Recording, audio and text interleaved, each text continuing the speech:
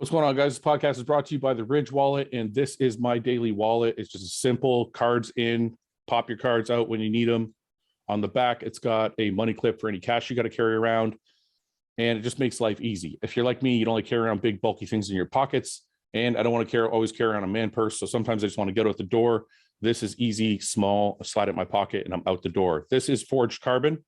I'm going to show you guys the website really quickly. It comes in a whole bunch of different styles. Aluminum, titanium.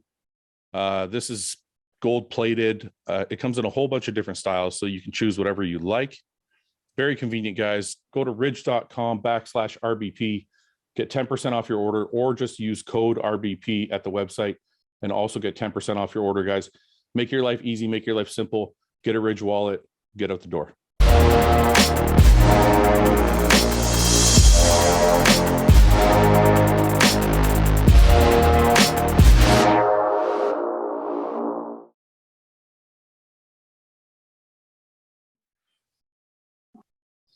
What's this really special background you have set up for me? My dining room. It's very why do random. why do I look so orangey? Do you have a studio light on or something? Yeah, but I thought that was going to make it better. No, you look good. Are you lying? No. Yeah, we're live right now. do you see my eye? How fucked up it is? Yeah, one's like a little bit more closed than the other or something like that. I'm gonna just wear these, I think. Okay. What happened to your eye? I got a sty. How do you get a sty? I don't know. Another stupid thing that happens when you get older, I guess. Is a sty like pink eye? No, but like I think it started to like get infected. 1 second. So like I needed like these eye drops with steroids in them and fucking antibiotics, and I got to apply a warm compress 5 times a day. Ian, what's up? What's up? Evan's gonna wear his sunglasses the whole show. Is that really douchey? No, do it. It's cool. I just hate the fact that my eye doesn't look right. Like I feel really self-conscious about it. Let's see. Let's see again. Let me see. I'll see. I bet you I wouldn't even notice if you didn't say something. Do you have a sty or something on your eye? Yeah. Yeah. Ian, can you tell? Like, From here, no, but I'm also watching on my cell phone, so it's like it's hard to see. I would have just thought you just woke up or something. I wouldn't have thought like anything. right, I wouldn't have thought you had. I wouldn't have thought you had a disease. I still don't know what a sty is. It's just an infection of the eye. No, I guess what happens is like there's like oil ducts in your eyelid, and the oil coagulates, it hardens up, and it like forms like a clog. Oh, okay. And you have to like put heat on it to melt the sebum. sounds disgusting. James, what's up, man? What did I join into there? Evan's got a disease. Talking about coagulating oils and stuff. I've got coagulated sebum. What is this? You okay, Evan? James, does my eye look okay to you? Fuck. Right? You see it? It's like all fucking. Yeah, one of them's a little. He's got his pink eye. Isn't that what Nathan had? Somebody farted. Somebody farted in his eye. This is very low brow for you, Evan. I don't know if you're gonna handle our show. This is like, we got to be a little classier today because Evan's on, guys. Okay. When Evan's around, you are more mature anyway. Well, look, you're wearing like a nice sweater and shit, and you got like a collar. It's like it's all classy. You got a nice background. Yeah. Do I gotta dress up here? Yeah, we should all dress up. Now I feel self-conscious about what I wore. Wait, I can hear someone. I can hear someone coming. Hold on, let me take this painting off the wall. No. You don't like the painting? No, it looks good. I like the painting. It's classy. Do you know where that came from? Crazy story. All right, tell me. It was actually commissioned by King Ferdinand of Spain. in the late 1800s. It's a scene of Boston Harbor, and it belonged to him. And it fell into the hands of this art dealer turned drug addict, and he needed some cerastrum, and I traded him a couple kits, so I got the painting. Come on. That's a great story. You made all that up. We'll just run with it. That's good. Yeah. So, Iain, people think we're beefing. Are we beefing? Fuck yeah, we are. Me and Iain aren't friends anymore because we had one debate. Yeah. It's like our 10th debate we've had on this show. I know. So Evan, just to catch you up, me, Evan, Iain. I had all the guys on. It was like 8 of us, and we were trying to. I don't know if you saw the awards things I posted yesterday for RBP. He felt bad for me, so he gave me a new award he made up just for me. No, so we made a bunch of awards, and one of them was Best Ambassador. And me and got into a pretty heated debate about what we thought was the best ambassador. So before Evan gives his opinion, because I'm going to ask your opinion about it, but before Evan gives his opinion, don't start with this shit again. No. I just want to say something just to clarify. So after the video went up, I read all the comments from people, not all, but most of the comments on the YouTube video. A majority of people agreed with Iain, and they brought up some really good points. So I will say that I think the conclusion I've come to is that the ambassador is individual for the person, but also decided by the federation. Mm-hmm. So like it's up to the federation. Like the NBA kind of decides who they want to represent them, or the face they want to put forward, or the fan individually decides who they think is their ambassador, who brought them to the sport. So I don't know if it's like there's an actual definition, but if there is, Evan, what's your opinion on? I'm just curious what your opinion on who the best ambassador in bodybuilding would be. If you had to pick one. Someone currently? Well, yeah, the award was for 2021. You had to be an active participant, like an active competitor. Jeez. It's tough, right? I don't know. I mean, admittedly, I'm so not up on things. Okay, well maybe throw me some guys, like the most. Who did we pick? You ended up picking Ramy, right? I ended up picking Ramy, but Brandon Curry was in the running for it. People said Iain, people said James. We said Flex Lewis, but Flex Lewis didn't compete last year, so that he was kind of out. I mean, Flex would be a great one.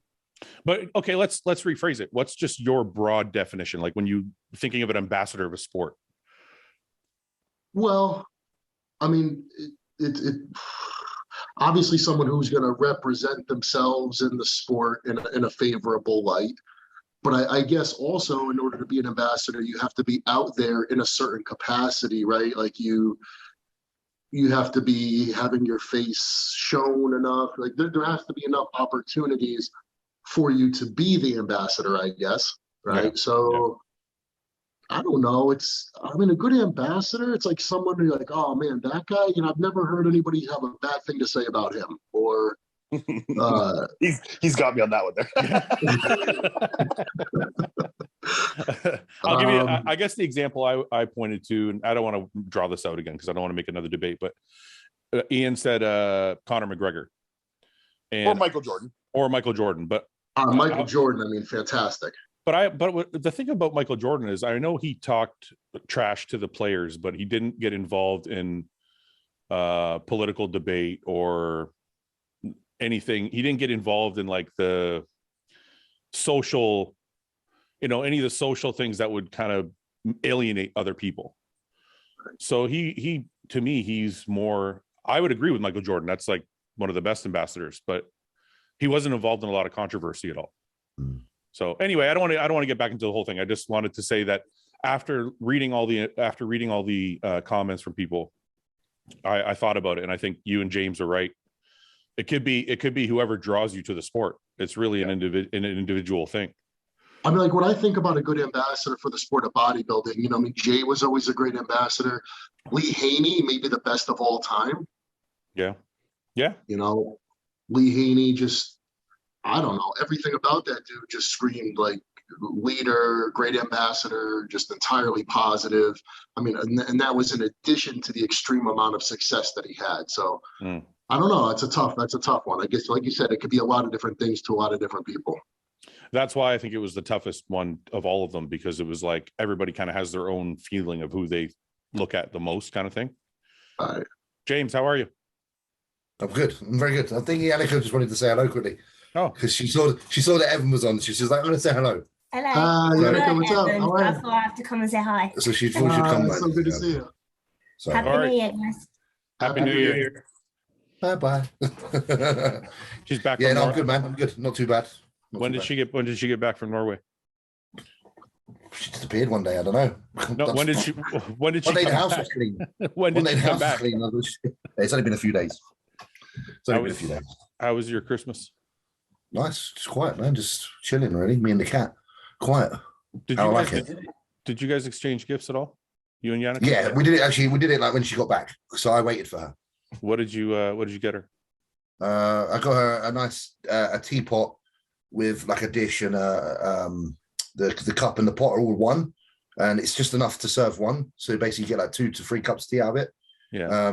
So it's great because it stays warm. It keeps the mug hot underneath because obviously the cup is housing the teapot. So it's just a nice little, because she likes tea. Evan would appreciate this.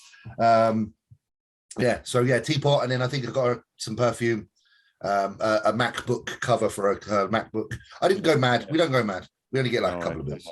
Yeah. What'd James, she get? remember a while ago I posed the question about a good Irish breakfast tea? Yeah. You guys were right. Everybody said Yorkshire, and like 100% it was right. Fouad, do you drink tea? Yeah, sometimes. Not often. That means no. Not proper tea, No, though. okay, I'll be honest. When I'm sick, I drink coffee. I drink tea. What do you drink? Lemon zinger? No, orange pico. Nice. I've never even heard of it. I've never heard of this. I'm not. I know your Yorkshire tea, your PG tips, your Earl Grey, your Twinings. Ben promised me next time I go to Texas, he'll get me a proper tea to have, so I can enjoy a tea the way the English people enjoy it. Nice. Right, what do you drink? What do you drink, Evan? I know you got a refined palate. At the taking the advice of, I made a post a while ago, and everybody shouted out Yorkshire Gold. So just for a good black tea, like an Irish breakfast type tea, and dude, it's strong, it's smooth, it's definitely the best one I've had so far. What did you drink before they told you what was good though? Twinings Irish breakfast. Yeah. Is that good, James? And it was good, but Yorkshire blows it away. Yeah. How often do you drink tea? Twice a day. Seriously, morning and night. do you drink coffee? Sometimes.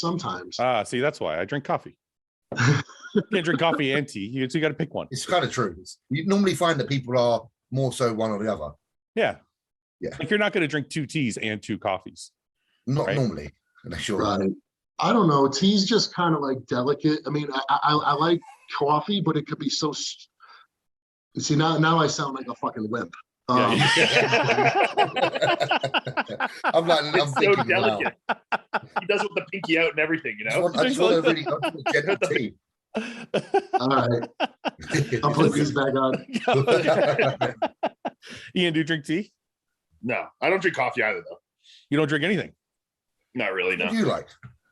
Water. So you're not a stim guy at all. Do you take stims before you train? In contest season, yeah. Off season, not a ton, no.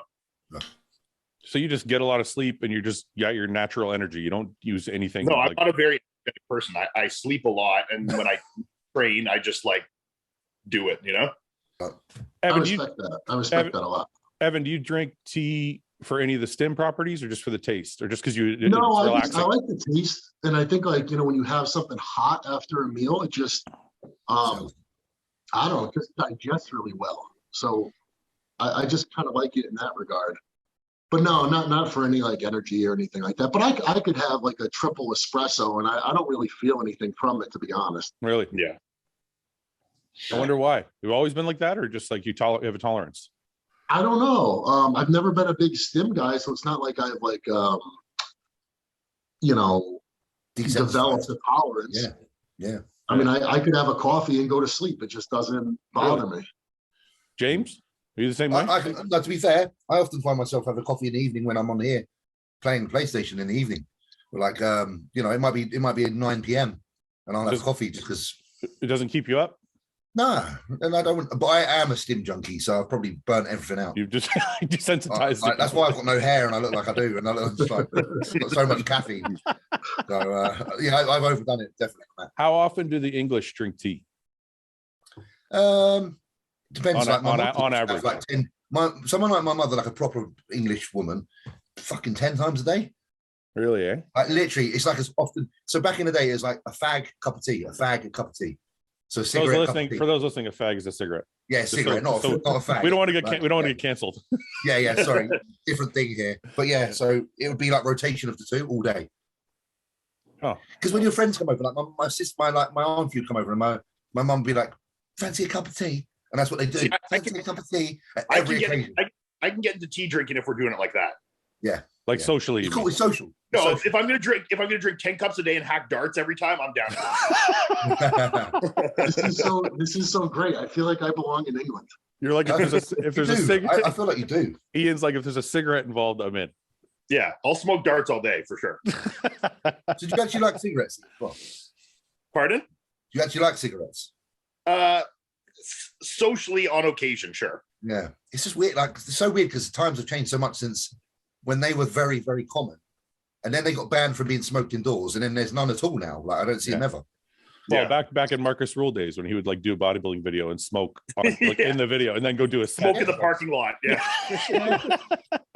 yeah, it's not the same anymore. It's not accepted. You remember anymore. when you used to be able to sit you could sit in like a restaurant and there'd be a smoking area. I remember. Yeah. I just think I flew on a plane last year or the year before. I can't remember, and it was like a fucking ashtray.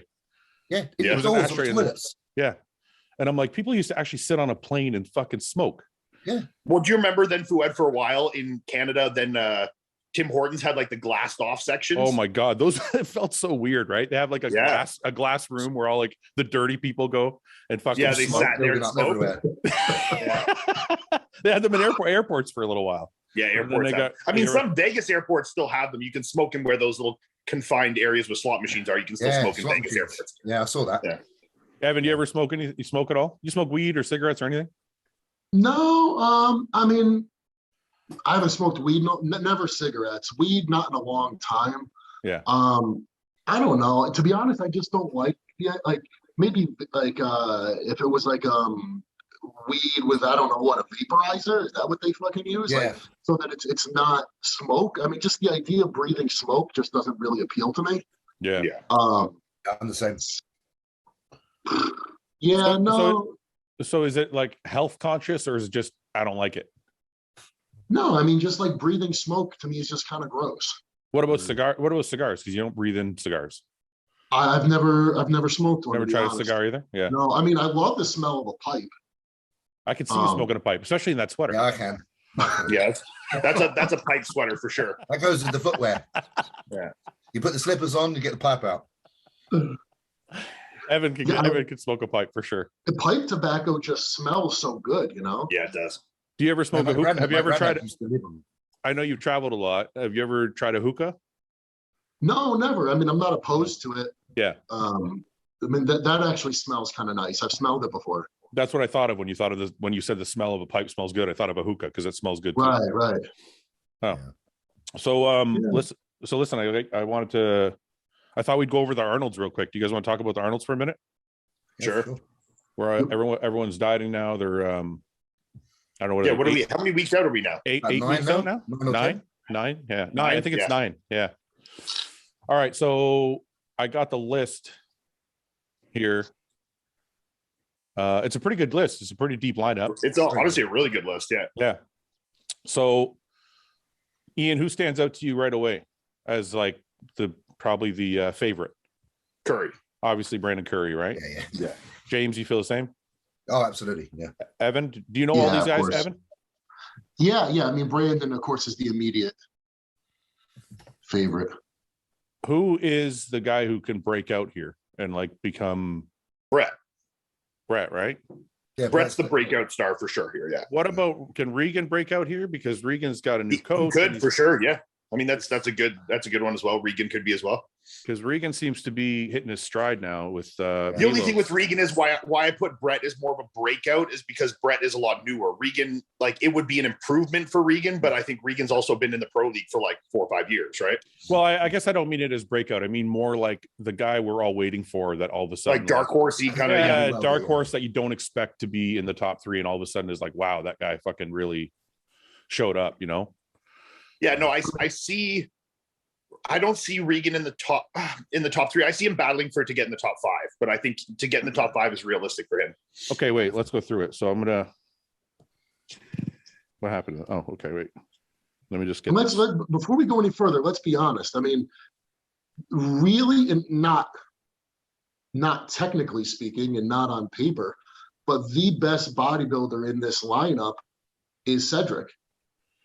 If he were to come in full on, you know, the way that he could look, he is the best bodybuilder in this lineup. Yeah, so if Cedric was like, go ahead, James. On point. Yeah. I was going to say Evan's always been a huge fan of Cedric. So let's just hypothetical. Let's say Cedric shows up the way we all want him to show up. Does he beat Brandon Curry? Absolutely. I don't think so.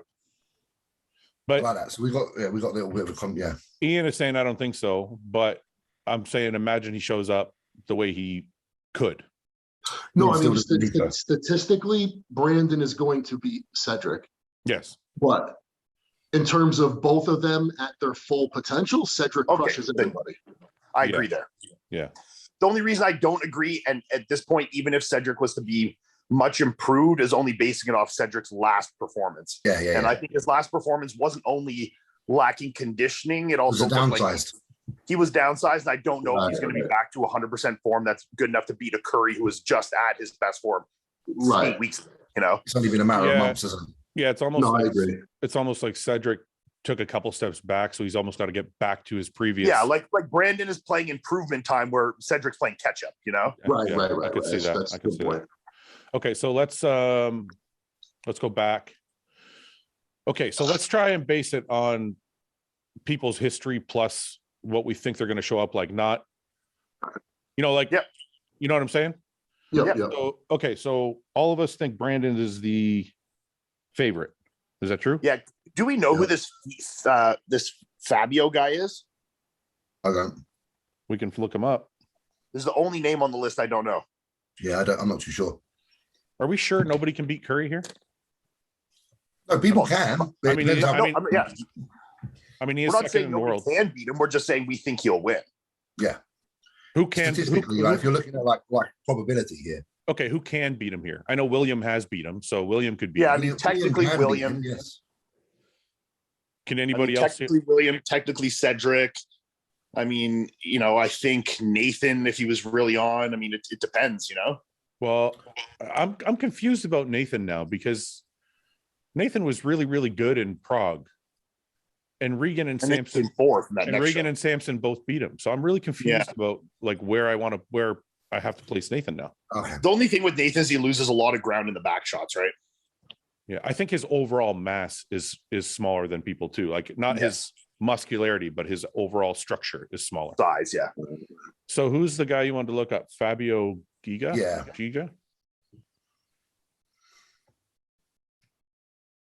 What's the last Brazilian? One? I'm assuming he's good.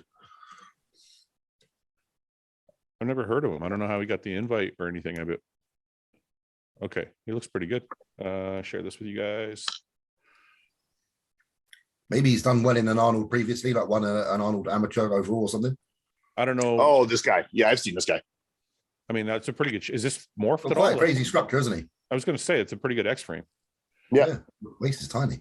I wonder what the back looks like. Did he win? See, it looks like he won the Arnold amateur last year. I believe he did. Yeah.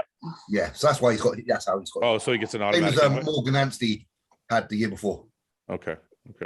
Morgan Anstey, sorry. I don't know if he's made a dramatic improvements at all since last year. I mean, no, I mean he's not. I don't think he's a top 5 contender, but I mean he looks solid for it being his first pro show potentially. I mean, if he's put a lot more mass on this structure, that could be very, very impressive. Yeah, I mean, obviously he needs to be. It's kind of like a not super clean look. You know what I mean? Yeah.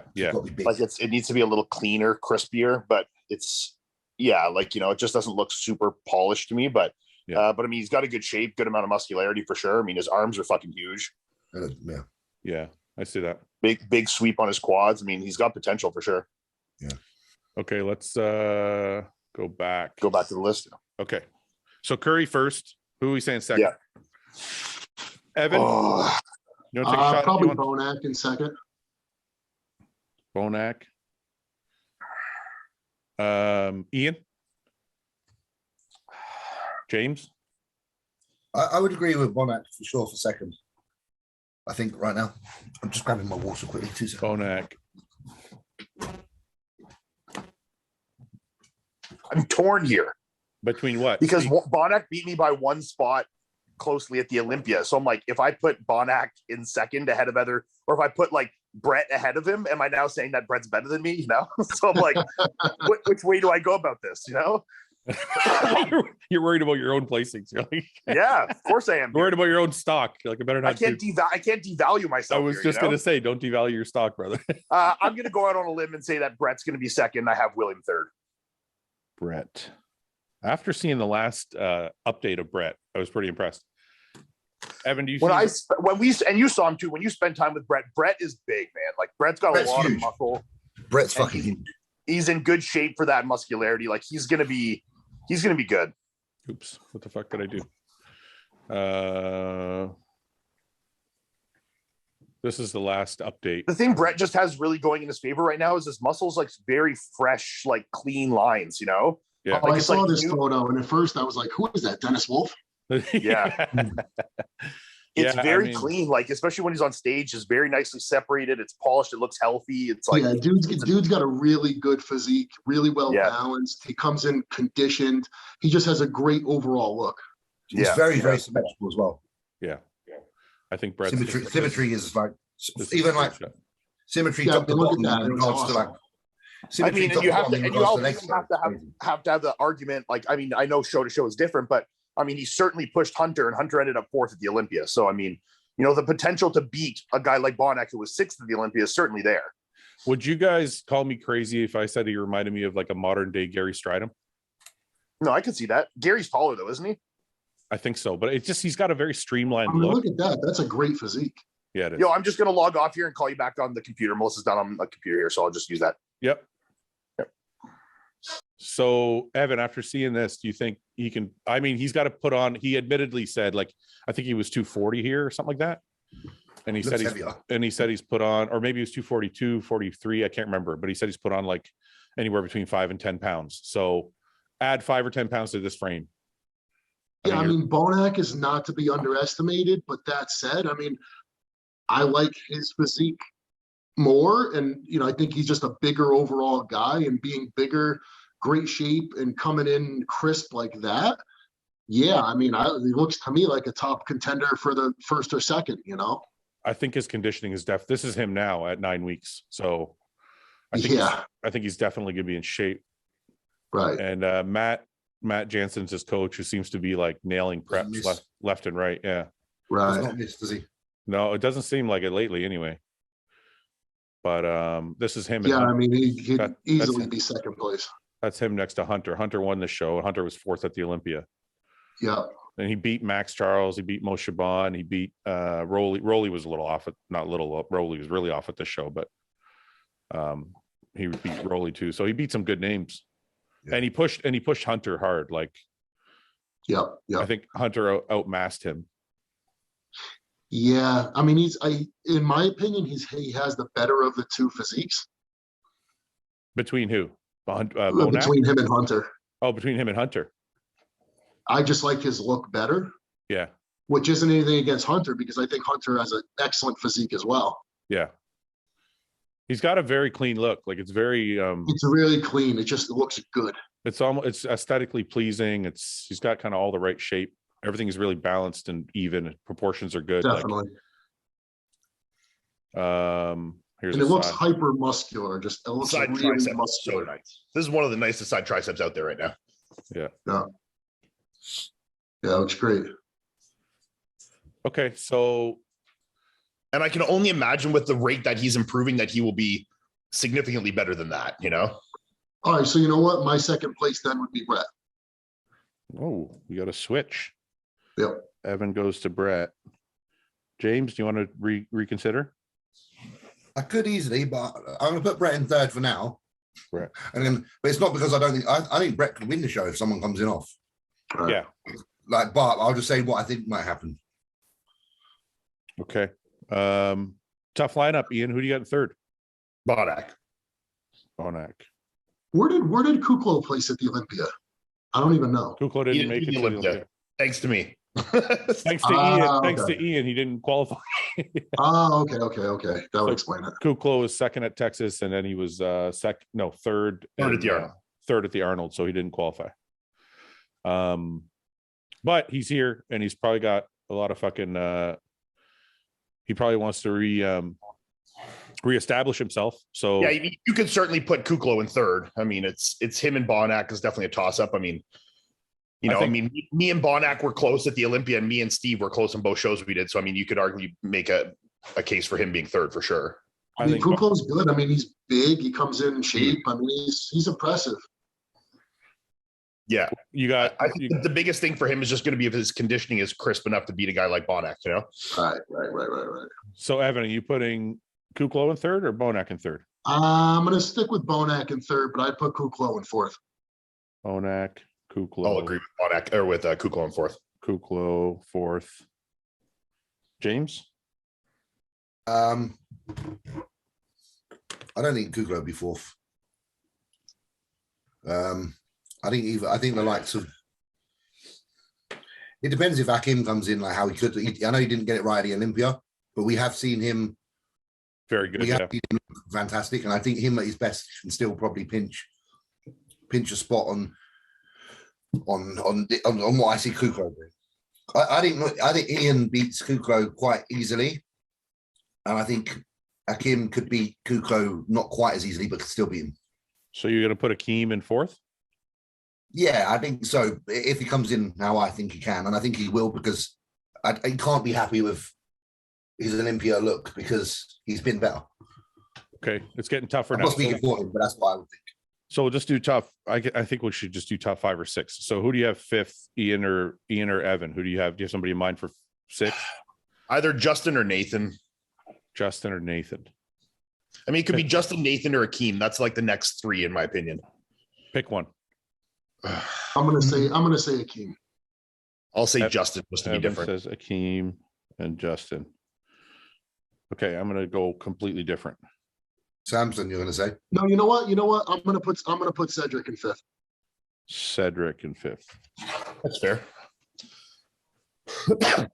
I'm gonna say there's such a battle in that middle group with guys like Nathan, Regan, Brett, Muhammad, like Hakeem, Justin, like those guys are all so close. Raphael, I mean, that's a really close group of guys that have kind of flip-flopped a lot in shows, I think after first, it's all very, like, it's not all, but there's second through 6 or second through 7 is like all very close. Very tight. Yeah.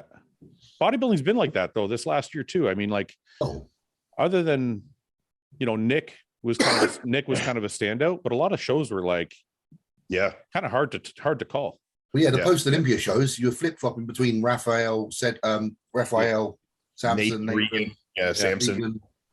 Okay. They're all like around there, aren't they? Sorry, what'd you say, Evan? The kid Raphael's got a great physique. I like his physique. He's really good too.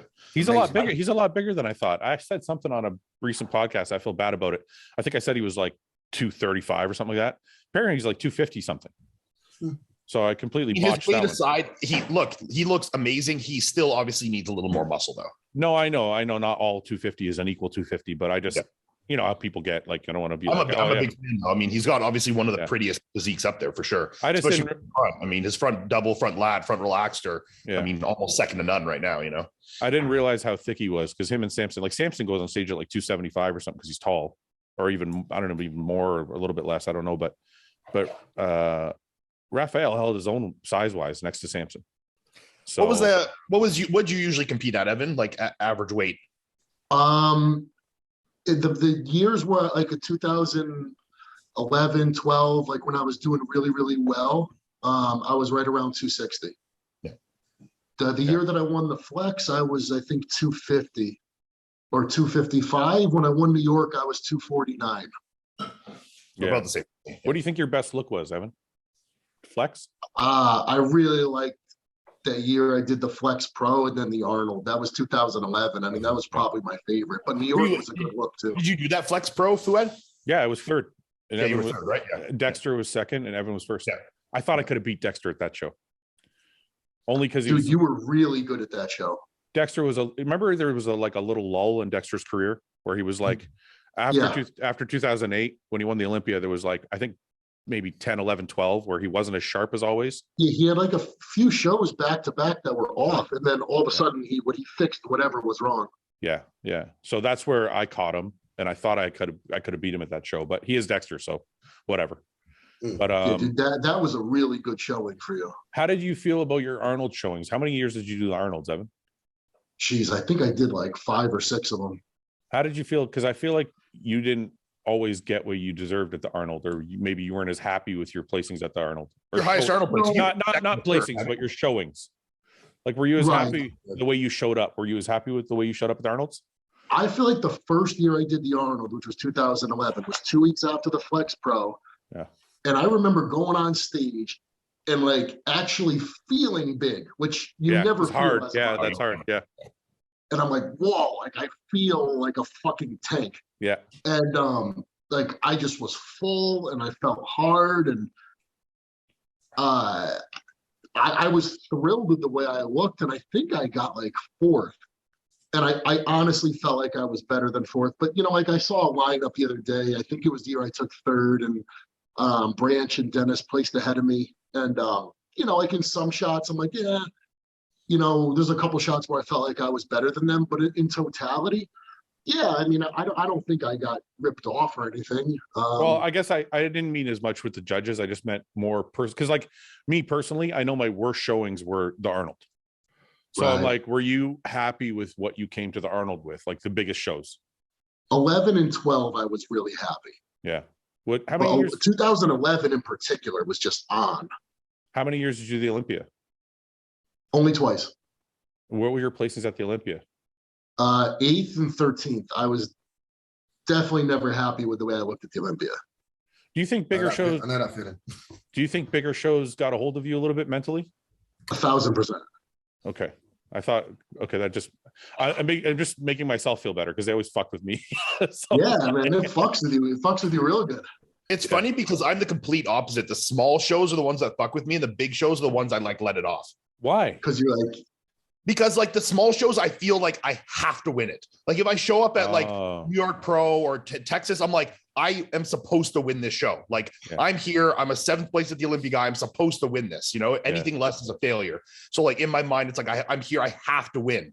And then at the Olympia, I don't ever feel like I have to win the Olympia. Like not yet, obviously I've never felt that. So I go and I'm like, fuck yeah, let's just fucking do it. You know, like, see, I felt the opposite. I always felt like the smaller shows, I'm like, I can win this. So I would like, my mind wouldn't focus as much on the competition as much as it would on just training hard. But then when I got to the bigger shows, I was like, no matter how good I look, I'm not going to beat X or Y or whoever it is. Right. So I'm like, I always had a problem with being definitely 5th or definitely 10th or definitely, you know, like that bothered me. Like, yeah, I mean, as I've got obviously like done a little better, I like this year's Olympia, like the Arnold was like super low stress. Like I was like, you know, if I had ended up 3rd or whatever, like, you know, I was happy. Like, you know, I knew I looked good. I didn't really care. But going into the Olympia, especially because me and Hunter had flip-flop placings a couple times. And like, I felt the expectation of like, okay, I got to keep, you know, moving ahead of Hunter. And when Hunter placed ahead of me, that was like one where I was like, fuck, you know, I fucked up here. But that was really the only person like, you know, was that, or maybe Bonak, I thought I could have edged out, but you know, I never felt the pressure the same in the bigger shows. No. James, how do you feel about the smaller shows versus the big? I mean, you've done the Olympia now, so I know it didn't go your way, but I just going into the small shows. I didn't feel any pressure for the Olympia. Honestly, I felt fine. It's just that's why it's kind of frustrating because I felt good going into it. So it's, you know, it's the one time where I felt good going into it and then not go right for me personally. So, but I feel more pressure at the smaller shows because again, I feel like I'm of a certain level where I should be doing well in those. Yeah. You know, so I get what Iain says, because you're turning up to those, and once you've won a couple of pro shows, you don't want to go backwards. You know, you have to continue going forward. So it's very difficult mentally to go into those relaxed, because you're like, shit, if I fuck this up today, my stock's gone down. Like, that's kind of how I feel. There's the Olympia, I was so chill, because I was like, it's my first one, and I was pretty sure I was going to do better than I did. So mentally, I was all right. But you know, it is what it is. Evan, how do you approach it the same way, right? Are we all going to ignore James' upper pecs blasting out of his shirt? No, they're ridiculous. Sorry, boys. What the This fuck is my day off. He's the only one that could pull off that fucking sweater. To be fair, though, everyone has that here. I'm the only one showing it. Okay. I don't have it anymore. My tits droop down a bit. You've got big tits still, mate. You've got side cheeseburgers now. You still got the big chest. Have you ever heard the term cheeseburger tits, Evan? Cheeseburger tits? Yeah. Never.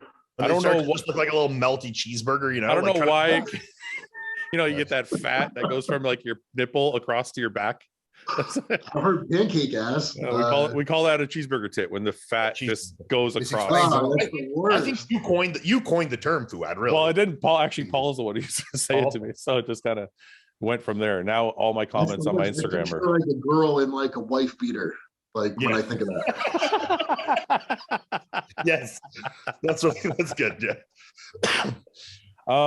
Okay, I just want to look at this real quick, because I pulled it up. Evan, do you remember they used to do the Arnold on a platform? They still do it. Do they? I stood on a platform this year. Oh yes. I didn't recall you did. That's okay. That's great. I like the platform idea. Yeah, it's about maybe 5 feet wide and long. You know. Yeah.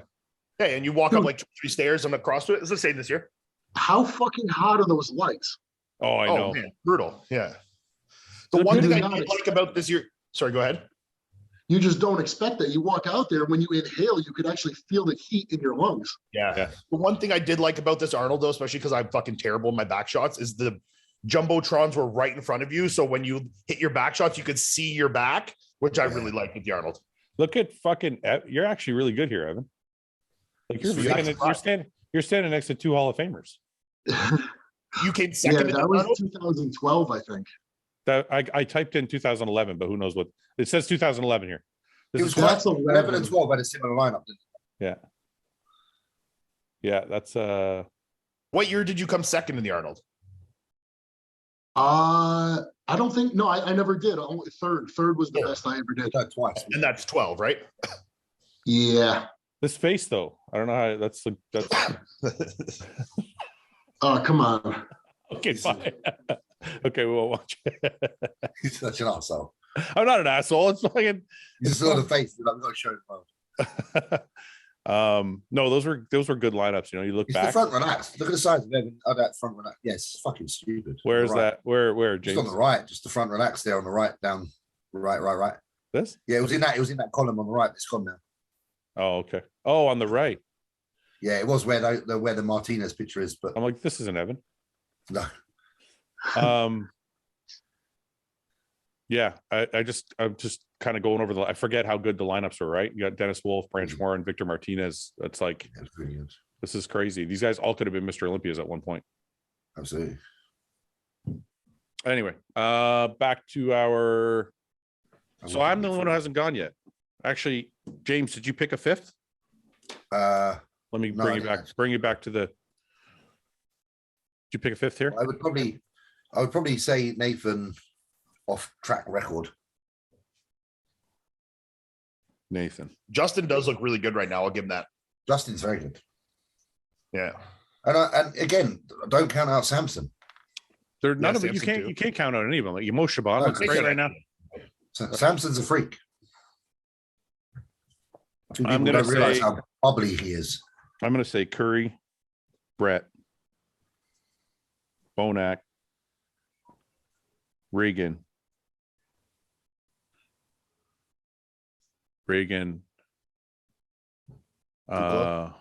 No. You have Kukoc that low? Yeah. I feel like Samson could be the next. I was going to say he grows up, he could be the next big thing. Yeah. I'm going to put Samson. No, wait. Shit. Do it. Well, I'm just thinking Nathan too. Well, you've got to pick one, mate. I know. I think Samson's got the best genetics out of everybody on that entire lineup. I think if Samson had enough size, he would be very impressive. If he got a bit more shoulders and back. Evan, have you seen Samson? Is it Milos that helps him? Yeah. Yes. Yeah, because I follow Milos and I've seen some photos, but bring some up. Let me see some good ones. His shape is just like it is. Yeah, crazy, remarkable from all angles. His back has come up a bit from last year already. Oh yeah, no, he's. But the bubbliness is what I just think is crazy. Oh, yeah, he looks good. I can find you some. He's got really good quads. He's got massive chest. I think we forgot Samson in the best chest category. Oh, his chest is nuts. Yeah. Huge chest. Yeah. Look at that. He is very good. Let's see if I can find a stage shot here somewhere. That's a back shot. So his back is the only what has been his weakness. Right. But he's working on it, and it seems to be getting better. Definitely improving.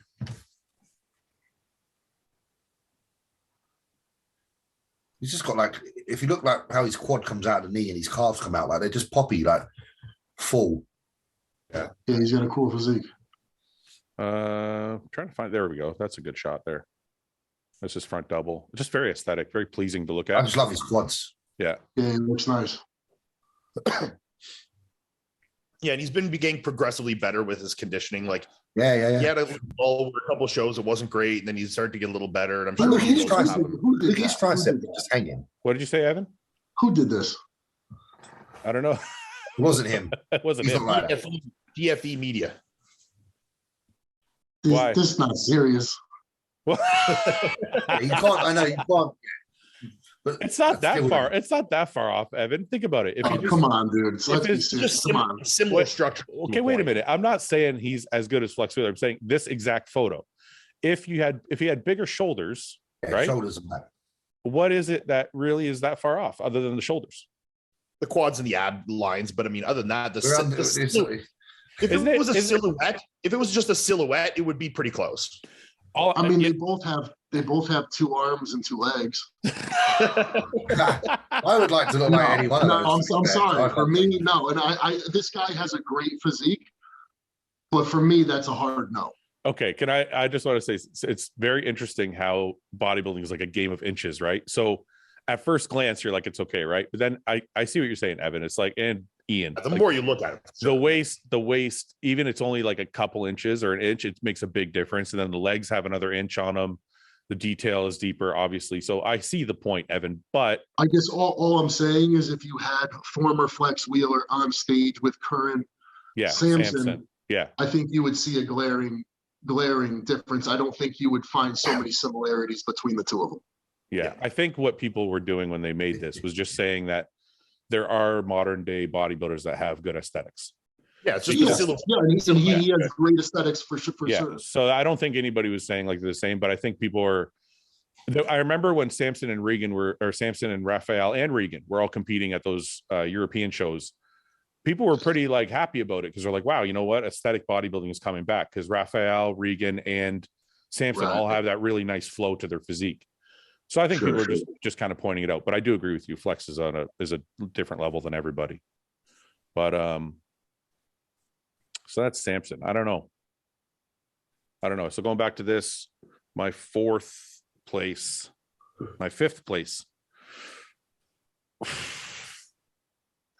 Justin Rodriguez too, eh? Because Justin Rodriguez was what, 9th at the Olympia? 8th at the Olympia. Yeah, Justin. Wait.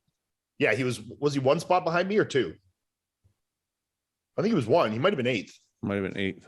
Japan was 10, 9 was Akim, 8 was Justin. Yeah.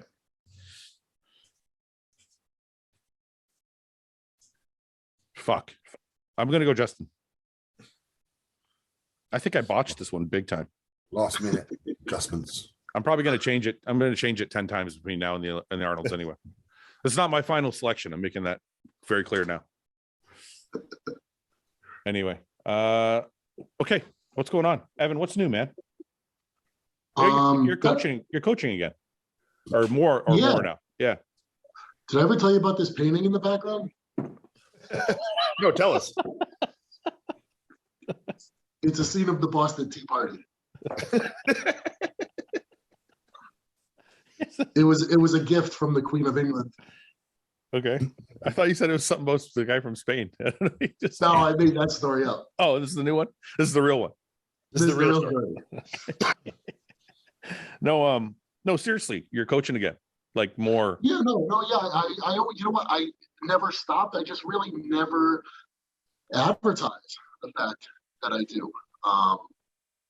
So I was like, you know what? Let me throw some stuff up there. How many clients do you have? How many clients do you train now or coach? At any given time, usually it's about 20 to 30 people. How many do you think you can coach before it's too much? Before it starts to interfere with your life? I mean, I can tell you there's a big difference between 20 and 30. A big difference. I mean, I think once you probably get over 50, it probably gets kind of nutty. Yeah. Well, you have other stuff going on too, right? So you're not full. Like, I know Ben coaches like 100 people, but he's also a full-time coach. So yeah, same thing. I mean, my buddy Chris Tuttle, it's all he does. I mean, that dude brings his laptop with him. Like, he's like driving in the car, and his wife's driving, and he's in the passenger seat. Like, if he takes like 5 minutes away from the computer, he comes back to like 80 emails. So yeah. I mean, that's a whole different animal. So what, are you retired now? What's going on? Have you made an official retirement statement? Are you not retired? No, actually, I've just re-signed with Animal for another year. Okay. So definitely more to do there. But in terms of competition, yeah, I don't know. To be totally honest, I mean, I'm not ruling it out, but it might be it.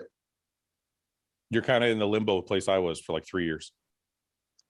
Yeah. It's the world that made it out. It's the world situation, isn't it, Evan? It's like, it's not really you. It's the last 3 years on Earth. It's fucked.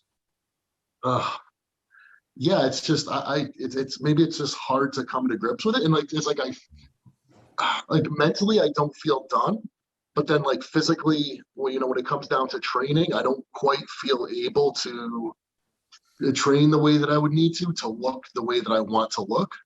Mm-hmm. So I don't know. It's frustrating. That's is that from an injury perspective or mentally or like what? Yeah, just some accumulated injuries. Yeah. Legals, as they say. That's the play. That's where I was for 3 years. That's why people were like, "You're fucked. You keep flip flopping," and I'm like, "Yeah," because my brain is like, "Get the fuck back on stage." My body's like, "Fuck you, I'm done." Yeah, you've done enough to me. Leave me alone. Yeah. It's frustrating. What about career wise? What's going on that way? So there's Animal. There's the coaching. There's actually, I haven't really said much, but it's been almost the past year where I started early last year, studying, getting licensed for different things. But a longtime friend of mine works in the financial industry as a financial advisor, financial planner. And for several years, he's been like, dude, why don't you come over and work with me? It'd be great. You'd be good in it. So starting early last year, I started making a move to do it. And so it's basically, it's all different types of financial services. So about half the business is insurance, right? So disability insurance, life insurance, with the other half of it being, investment minded, retirement planning, things like that. So it's a big change of pace, but it's very interesting. It's stuff that, a lot of guys, well, not only guys in this industry, but just anyone and everyone needs to be thinking about. And, I mean, probably one of the things that has hit me the hardest, we've seen so many guys pass away really long before their time. Whatever the reason or reasons may be aside, the fact that it's just untimely. And I don't know what preparations or, things that these guys had taken to, what they did maybe for their kids or for their family. But, if I had to take a guess, I would probably say that a lot of them maybe didn't have a lot of things in place. And, when I see GoFundMes, for the kids or the families of bodybuilders who have passed away prematurely, knowing what I know, I just say, geez, there's really no reason for it. A lot of these guys, they could have coverage. It's attainable. It's highly affordable. And I think that a lot of guys, it would take a lot of stress off them. I think they would feel good knowing that, if something were to happen to them, that their family would be provided for. So, I would love to reach out, to the industry as a whole and say, hey, guys, I'm here to help if it's something you want help with, but there's no reason to, not be thinking about this. And there's a lot of things that you can be doing, a lot of steps you can take to make sure that you're set up. Well, just for full disclosure, me and Evan had conversations about my own finances. We had a couple hurdles because of I'm in Canada and you're in the US, but we're going to continue talking about it because I am interested in doing more. But so it's good. Evan's like a full stop. You get your nutrition and training, and then you get your financial services in place, and you get your whole life. So Evan will set up your whole life. Yeah. You want a painting? I get you a nice painting. No, but seriously, if you guys listen, I'll be honest with you guys. So me and Evan sat down, and as he could tell you, I don't know shit about like the back end of financial services and the insurance industry and how all that works and what my potential earnings would have been. Or so I guess what I want to say is, if you don't know anything about it, don't hesitate. Evan doesn't judge. He doesn't didn't make me feel bad about not knowing certain things. No, I mean, look, the reality of it is that nobody knows anything about it unless you're involved in it, or, you have a family member.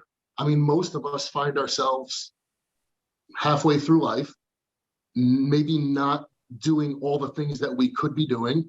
And because it's money, we don't trust, we might not have someone that we can trust. Yeah. So I was always very lucky to have a close friend of mine in the industry. So a lot of people unfortunately end up doing nothing.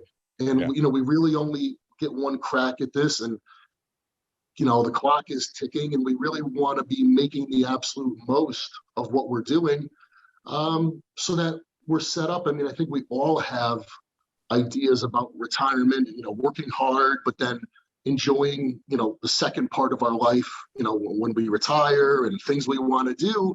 But then when you really break it down and you start looking about what people have in place or don't have in place, you come to realize that a lot of people aren't really on track to do a lot of the things that they would like to do. So now is the time, to start thinking about those things. And yeah, I mean, look, anybody who's interested, reach out to me. I'd be happy to help. I don't know, it's kind of a personal matter, so you guys can talk about what you want to, but James and Iain, you guys are kind of in the primes of your careers and you're doing well and all that. Do you guys have anything set up, or are you looking forward to setting anything up, or do you guys even think about that shit? Because I didn't think about that shit when I was 31. Like, I didn't give a fuck. Like, I was just like, whatever, I got money coming in, I don't care. Right. Yeah, I mean, to an extent, like I have some savings accounts and investments and stuff like that I put stuff in, but I'm obviously not, as well versed as I'm sure obviously someone like Evan is, or I mean, you've talked to him, know that kind of extent of stuff. I'm sure there's lots of more things I could be doing. Absolutely. Yeah. But and that's something that I think a lot of people, they don't realize. It's like, it's just a conversation, to say, hey, what do you have going on? Hey, maybe here's a couple ways in which I could help. Here's a couple ideas and things for things you might be able to do to, maximize what you're doing. And if you want to put it in place, great, I'm happy to help. If not, no big deal. It's literally just a conversation. So yeah, I mean, I think it's always worth having. James, you were going to say something?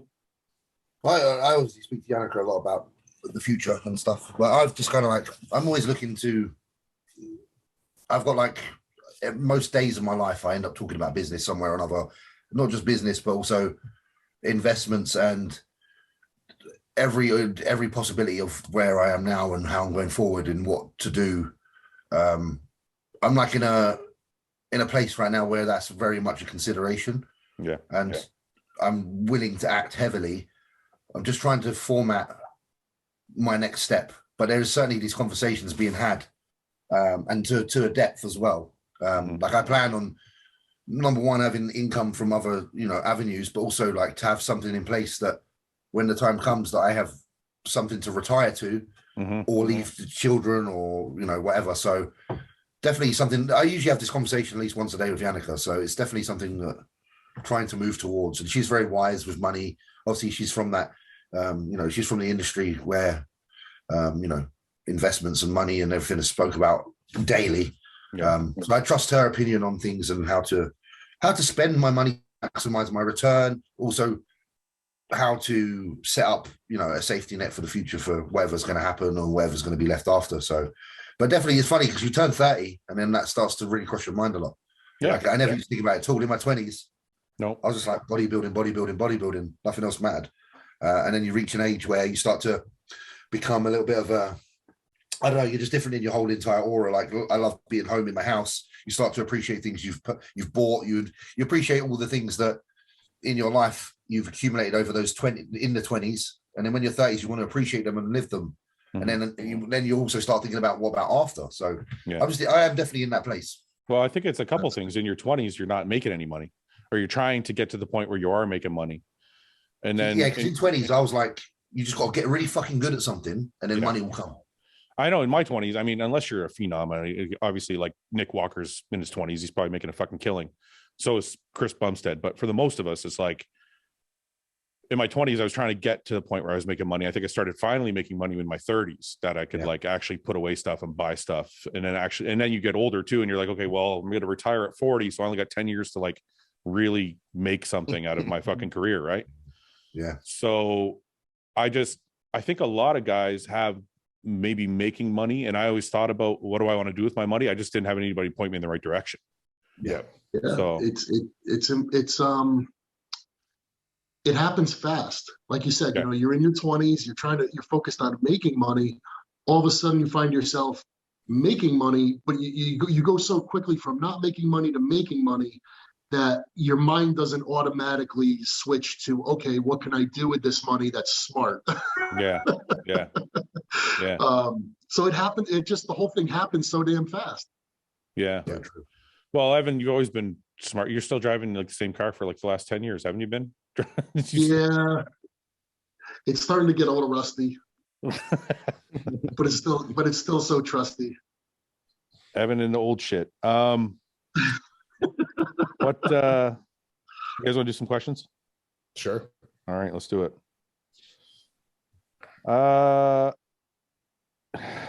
This is not good. I can't read this with Evan on here. What? Read it. Whose farts smell the worst, yours or your wife or girlfriend? That's the kind of stuff we answer here, Evan. Mine. I've never fucking smelt my wife's farts. Sorry. Like if you hear a fart, you like run out. You're like, fuck, I don't want to smell it. I honest to God, we've been together for 15 years. I've never heard her fart once. I swear. As it should be. I swear to you. Good for her. Yeah. That's a commitment to that, like to holding certainly it in. Certainly not my household. Yeah. Really? Your wife's just fucking let it rip? Yannick always does. Yeah. Really? Melissa doesn't fart much, but like, she wouldn't hesitate to do it in front of me. Evan, you want to skip this question? I'm not even aware of the fact that females fart. That's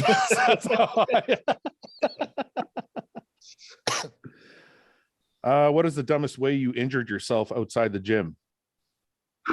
Evan, you had one quad tear or two? One, but also tore a groin in a way that was pretty fucking stupid. All right, what's your worst tear? Were your quad tears outside your quad tear? Was that outside the gym or in the gym? Quad tear, I was walking in my driveway and I started to slip on some snow and boop, it let go. Holy fuck. I have, you remember Lou Joseph? I do. Yeah. So Lou tore both his quads the same way. He slipped on some ice. Yeah. If you look up the injury, that's the number one way that it happens. Really, eh? It's something about the scenario, probably because like the muscle is totally unloaded. And then when you begin to slip, you probably tense so quickly. And because, if you're somebody with especially someone with a larger quad muscle, it could probably contract so forcefully that it's enough to just rip the tendon right off the knee. Well, he slipped on a step, tried to catch himself, tore the one quad, then tried to catch himself with the other leg and tore the other quad.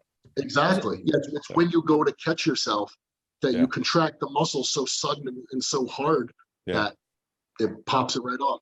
What was You've just got to bail out. You've just got to bail out when you fall over. You just got to fall. Just fall. Yeah. You just got to fall. Absolutely.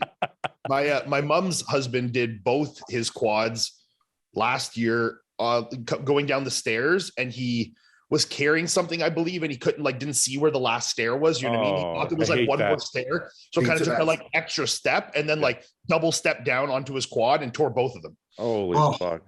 Yeah. You know how much Dude, of a night? what do you do though when you tear two at the same time? Like when I tore one, I still had one good one. Two of them, dude, you're in a fucking wheelchair. You're out. Like, so one of my best friends, Al, tore both his quads. I forget exactly how he did it, but he tore both his quads. He spent 6 weeks in one of the hospitals here. They were waiting on him. He was in the hospital for a week. He was in the hospital for a week, and then they moved him to like a care center where he's like for 5 more weeks. But he liked it. I would go visit him. Like, how you doing? He's like, I'm great, man. They serve me like as much food as I want. They just lay here and they take care of me. So, but no, he was literally laid up in bed because he couldn't do anything. You can't do shit. No, like I couldn't even bend my knee for 6 weeks. Like it has to be locked straight 6 weeks. Can't even fucking bend the thing. So if you do two at the same time, dude, you're out. You are immobile. Yeah, it was insane. Go ahead. Didn't Joseph do the same thing to his arm that I did? Yeah, I think he broke it arm wrestling. Yeah, and then it was kind of like it looked weird. Yours is healed much better than his did. His never really healed back the same way. It's funny. I've met obviously having the scar the size of I do and having a somewhat reasonable size social media. I've had a lot of people that have had similar injuries reach out to me, and I would say 80 to 90% of them have not recovered even like 5 to 10 years later. They're still it's hard to recover, man. When I tore my tricep, it never looked the same. Well, that's different though, because muscular tears, it's like you're trying to reattach it and blah blah blah. Like bones are like it's just a bone, man. Like it fucking bones heal up good. I guess I'm surprised so many people have had so many issues with it. Like mine, I still feel it, but it's not caused me any issues in my bodybuilding. That happened to Lou.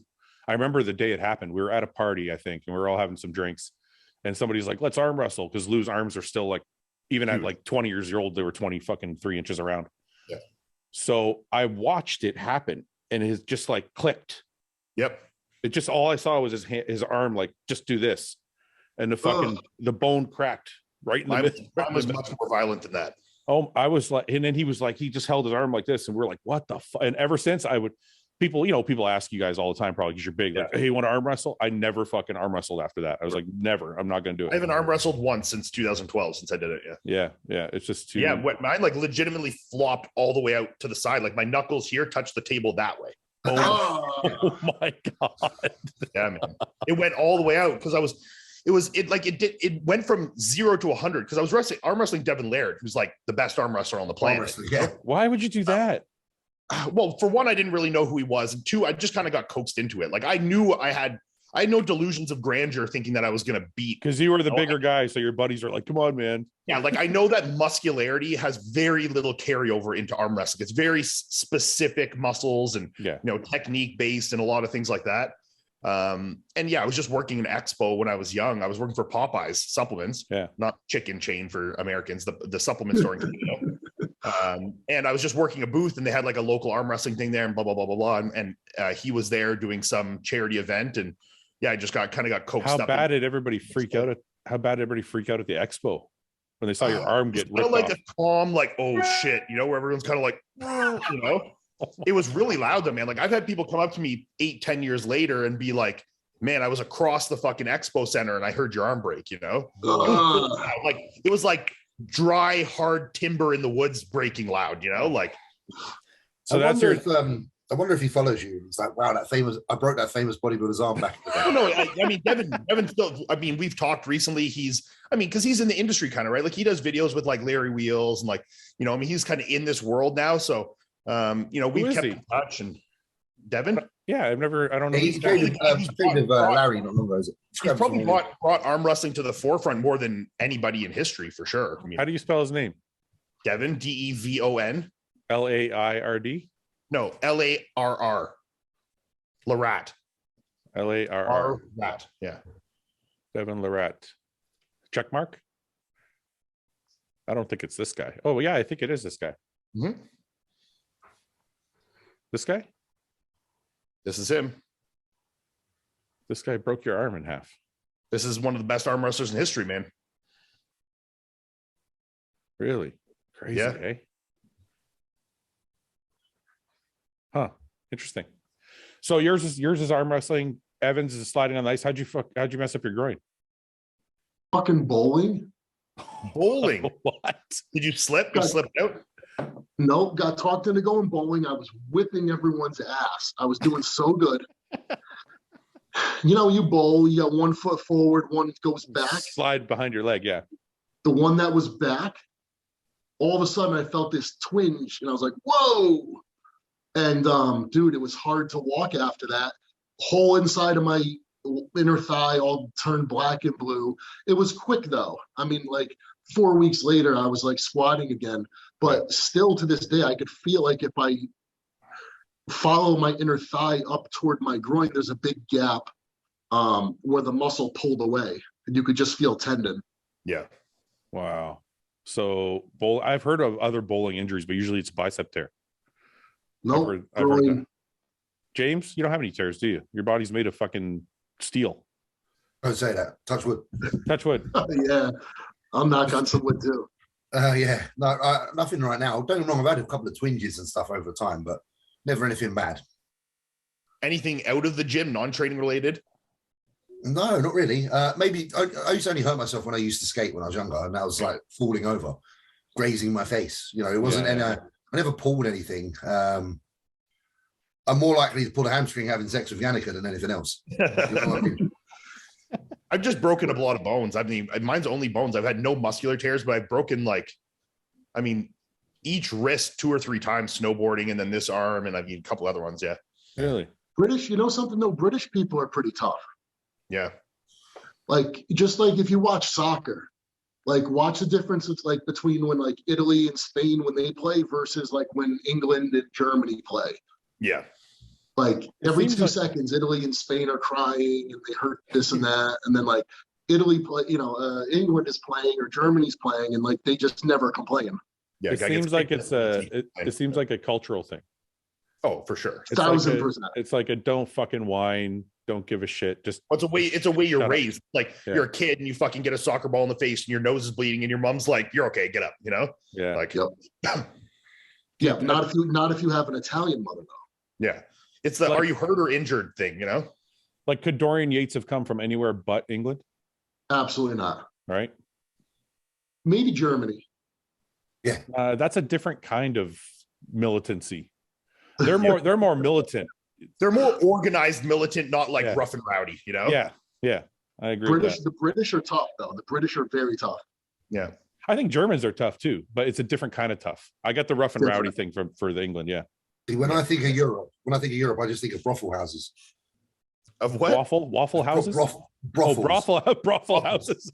Yeah, like I just know like that's where all my friends go and see the brothel houses. Yeah. Do your friends go to brothel houses? I've never even thought of that. Loads of them do. They all fuck off to Europe and then come back and tell me everything. We don't have anything like that here. We don't hear either. You get hookers in Vegas, can't you? Or is that not allowed? No, but I mean, you actually go to a house and like there's. They have like warehouses, Ian. They have like a brothel. Yeah, I know the brothel. Yeah, I'm just saying we don't have anything like that. You have to go. Who would pay for women? Do we really want that though? That's what I'm saying. Exactly. What did you say, Evan? I said, who would pay for that? Yeah, I know a few people. Dude, people nowadays tell me about all these apps and whatnot that's out there. It seems like you can't give it away fast enough. Yeah. But think about how you don't ever wonder to yourself, like, Evan, you're a little bit older. You ever wonder like what it would have been like when you're 20 if there was Tinder? You're like fishing with dynamite. Dude, you could literally fucking drown in it now if you wanted to. Have any of us ever? No, James. How long have you been with Yannicka? 6 years. 6 years. Yeah. See, I mean, as long as any of these things like Tinder have existed, I've been with Melissa. So like, I've never been part of any of these things. Same with you, right? So it's like, me and Paul talk about it all the time. Like, these fucking guys are so lucky nowadays. They don't have to even do any work. I've never used a dating app. I mean, when Melissa and I started dating, there wasn't even fucking Instagram, Yeah. I just remember MSN. Yeah. Because even Facebook didn't have a messenger back in like 2010, 11, right? It was just Facebook, and Instagram came in 2012. Does anybody actually meet like have a relationship by anybody they meet on Tinder though? Oh, I'm sure. I think they do. One of my friends does. Yeah. Really? Yeah. But like something that actually like works out. Like I'm sure the odds are very much in the favor of not working out, but I'm sure there is some success stories, Do you know why I think theirs worked out? Because I think they've got specific things about themselves that they wanted to put out there so that the other person was the same. Yeah. So like my friend's like a very religious vegan. Oh, that's going to be really specific. Okay, I've got to put that out there because they need to be able to accept that straight away. Yeah, you found the one of 3 that were. Yeah. So I think it's those guys that use Tinder to their favor. Hey, your buddy there, that the relationship worked out. Did they bang on the first date? Like when the Tinder, did they No, use it to bang? No. Religious, bro. They wait till they were religious, married. bro. He won't have sex till he's married, kind of guy. Yeah. Oh, so it like worked out for them perfectly.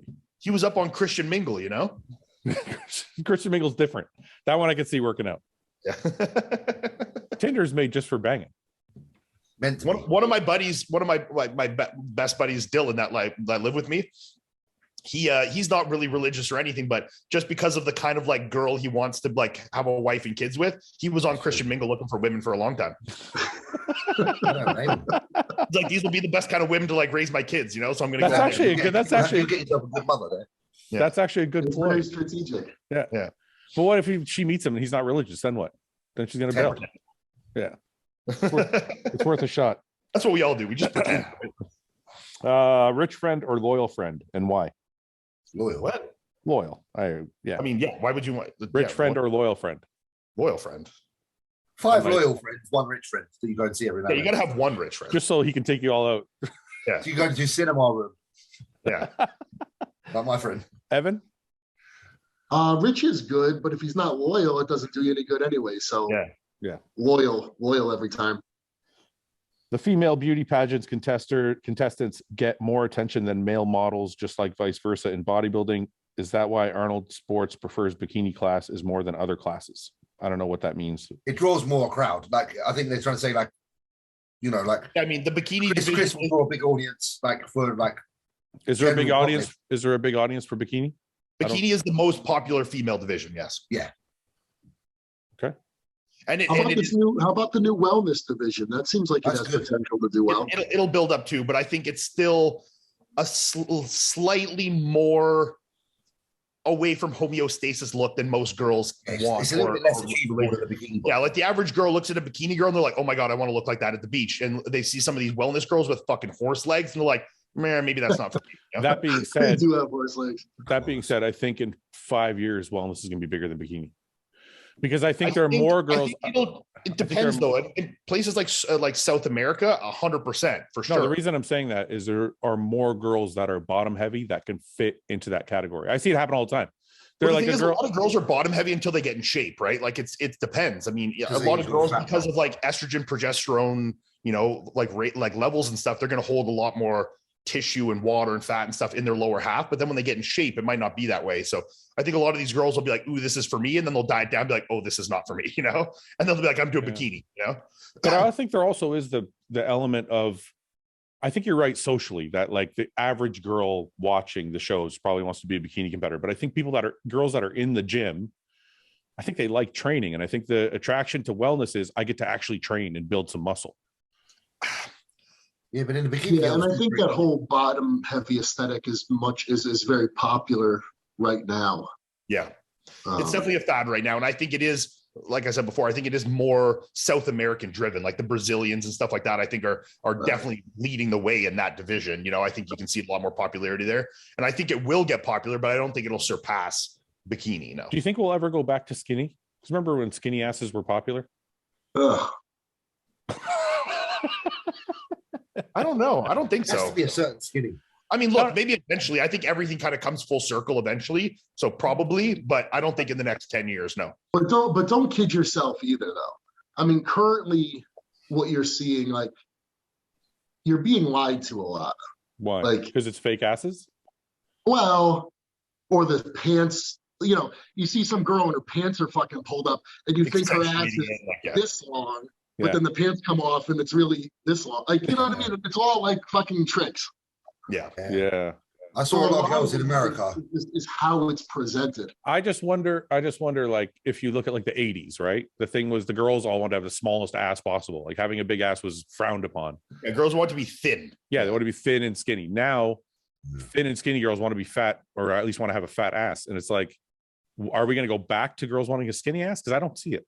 I think most girls still want to be skinny. I think they also just want they're driven by trends, you know. I think, but like if you talk to most girls, they're like, I just want to be skinny, you know. I think they all want. They want a skinny. They want a skinny waist. I don't think girls want a skinny ass. They want skinny waist, and small like features, like and big features. Sorry, but I don't know. Judging by like TikTok feed and shit, it's like big asses are the thing. That's what I'm saying. It's very social media driven, which I don't know if that's a trend, right? But I think once guys get a taste of what the big ass is, they're not going to go back.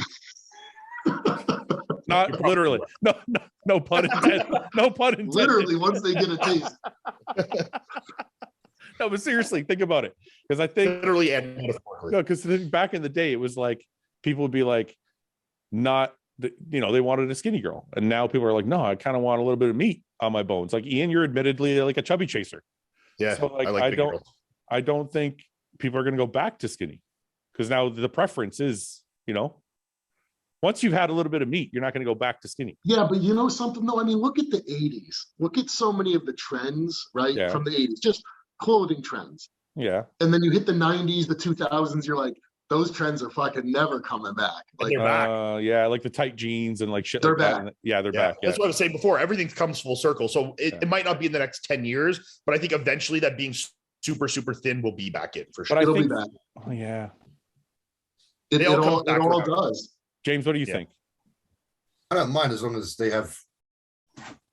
I won't say it because it's a bit rude, but yeah. Well, because James is being more sophisticated today because and I feel like I got to behave. What'd you say? It's because Evan's here, I got to behave. No, Iain was pretty much right there. I was just, I don't mind a vagina. It's one of those situations. Like I like some small asses and I like some big asses. I like a little peachy bum. I don't mind a big bum. You like a small bum? If it's firm, I don't mind it at all. How small? But you know something though, that's a good answer because, you could say, well, I like shorter girls or I like taller girls, but you could see something sometime and go, well, that just looks good, right? Yeah, and it could be totally different than maybe what you think is your type or whatever. When something or someone looks good, it looks good. And but I'm not talking a number of different things. Yeah, but I'm not talking about looks. I'm talking about like touching. Yeah, but touching is fine. Still a bum. Like a small bum in your hands isn't a bad thing. Well, depends. You feel powerful. How small? You feel powerful. You feel powerful. Okay. You do. I get that. That's true. All right. Like I've got friends, like female friends with incredible bums. Yeah. And I always wonder how my friends who are with them even manage to even do them from behind because their ass is that big. I've actually had this thought before seeing some. Wait a second, because the ass is so big, you don't know if they can get the so depth. Big. Yeah, but you're gonna spread it. Yeah, but I know. How far can you spread it, man? You can only spread so far. Exactly. I love Ian's face when I say something that's fucked up. It's just like, what are you talking about? How short? I was just in Miami a couple of weeks ago, and I saw some asses there that you need a fucking 10-inch dick to just get in there. No, because when you bend it over, it's there. The projection's still there, man. No. So I'm not trying to be rude. I'm not trying to be rude about this. It was honestly an honest thought of mine. I've had this conversation with friends, and I do wonder. I don't think it's like that, man. When it's bent over, the pussy exposes itself. Okay, well, if there's any guy here, if there's anyone in the comments that's had sex with a girl with a fucking ridiculous, gigantic donkey ass, tell us how it was. Well, I want to know. Okay, all right. What are they going to say? Oh, I could only get the tip in. What are they going to say? Yeah, be honest. Be honest. We're all being honest. So to be honest with us. So some people are arse men. Some people like to have anal sex. I'm not really fussed about that shit. That's even more why I wonder how they do it. That one's a little different. That one, I'm like, I don't know how to fucking do it. Yeah, that one's a little different. How you get in there? But that's different because it doesn't expose itself the same way. I like the way you say it exposes itself like an animal. Devin's getting the glasses back on. That's a lot of depth you got to cover there. A lot of ground you got to cover, No, I'm saying expose itself because it kind of like it just it comes out. Itself. No, I get what you're saying about the vagina, but the butt that's different. It's in there. That's different. Evan's tuning out. Evan's like, this is fucked. What did I agree to?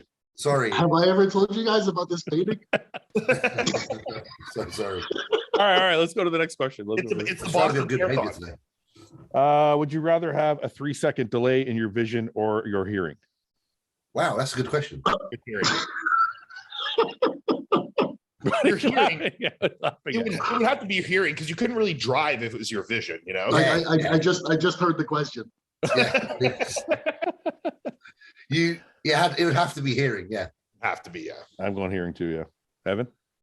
Hearing? Yeah. You do not want a 3-second delay in your vision. No. But what if your hearing's that good you can hear before you see? And you're like, no, I know that I'm approaching that thing. You know, like your hearing's that good. Like, so you can hear you're coming to a 3 seconds is a fucking long time when you're talking about vision, though. Like a full, 1, 2, 3. Like that's a big fucking change. Yeah, that would bother me more. You literally hit a wall before you know, innit? You'd be like, oh, you'd be done and dead, and you wouldn't even know it. Yeah. 3-second delay in your vision, you'd be crashing your car weekly. Yeah. With your hearing, not so much. I don't think you'd get to your car. Because you'd hit it before you get to it, and you'd just crumble. Fuck. Be with someone who's quiet as a mouse in bed or screams bloody murder at the top of their lungs every second. Screams bloody murder. I'm gonna say in that scenario, quiet. Wait, what was when did you scream bloody murder? The entire time. What? Oh yeah, that's good. I'd rather go with quiet.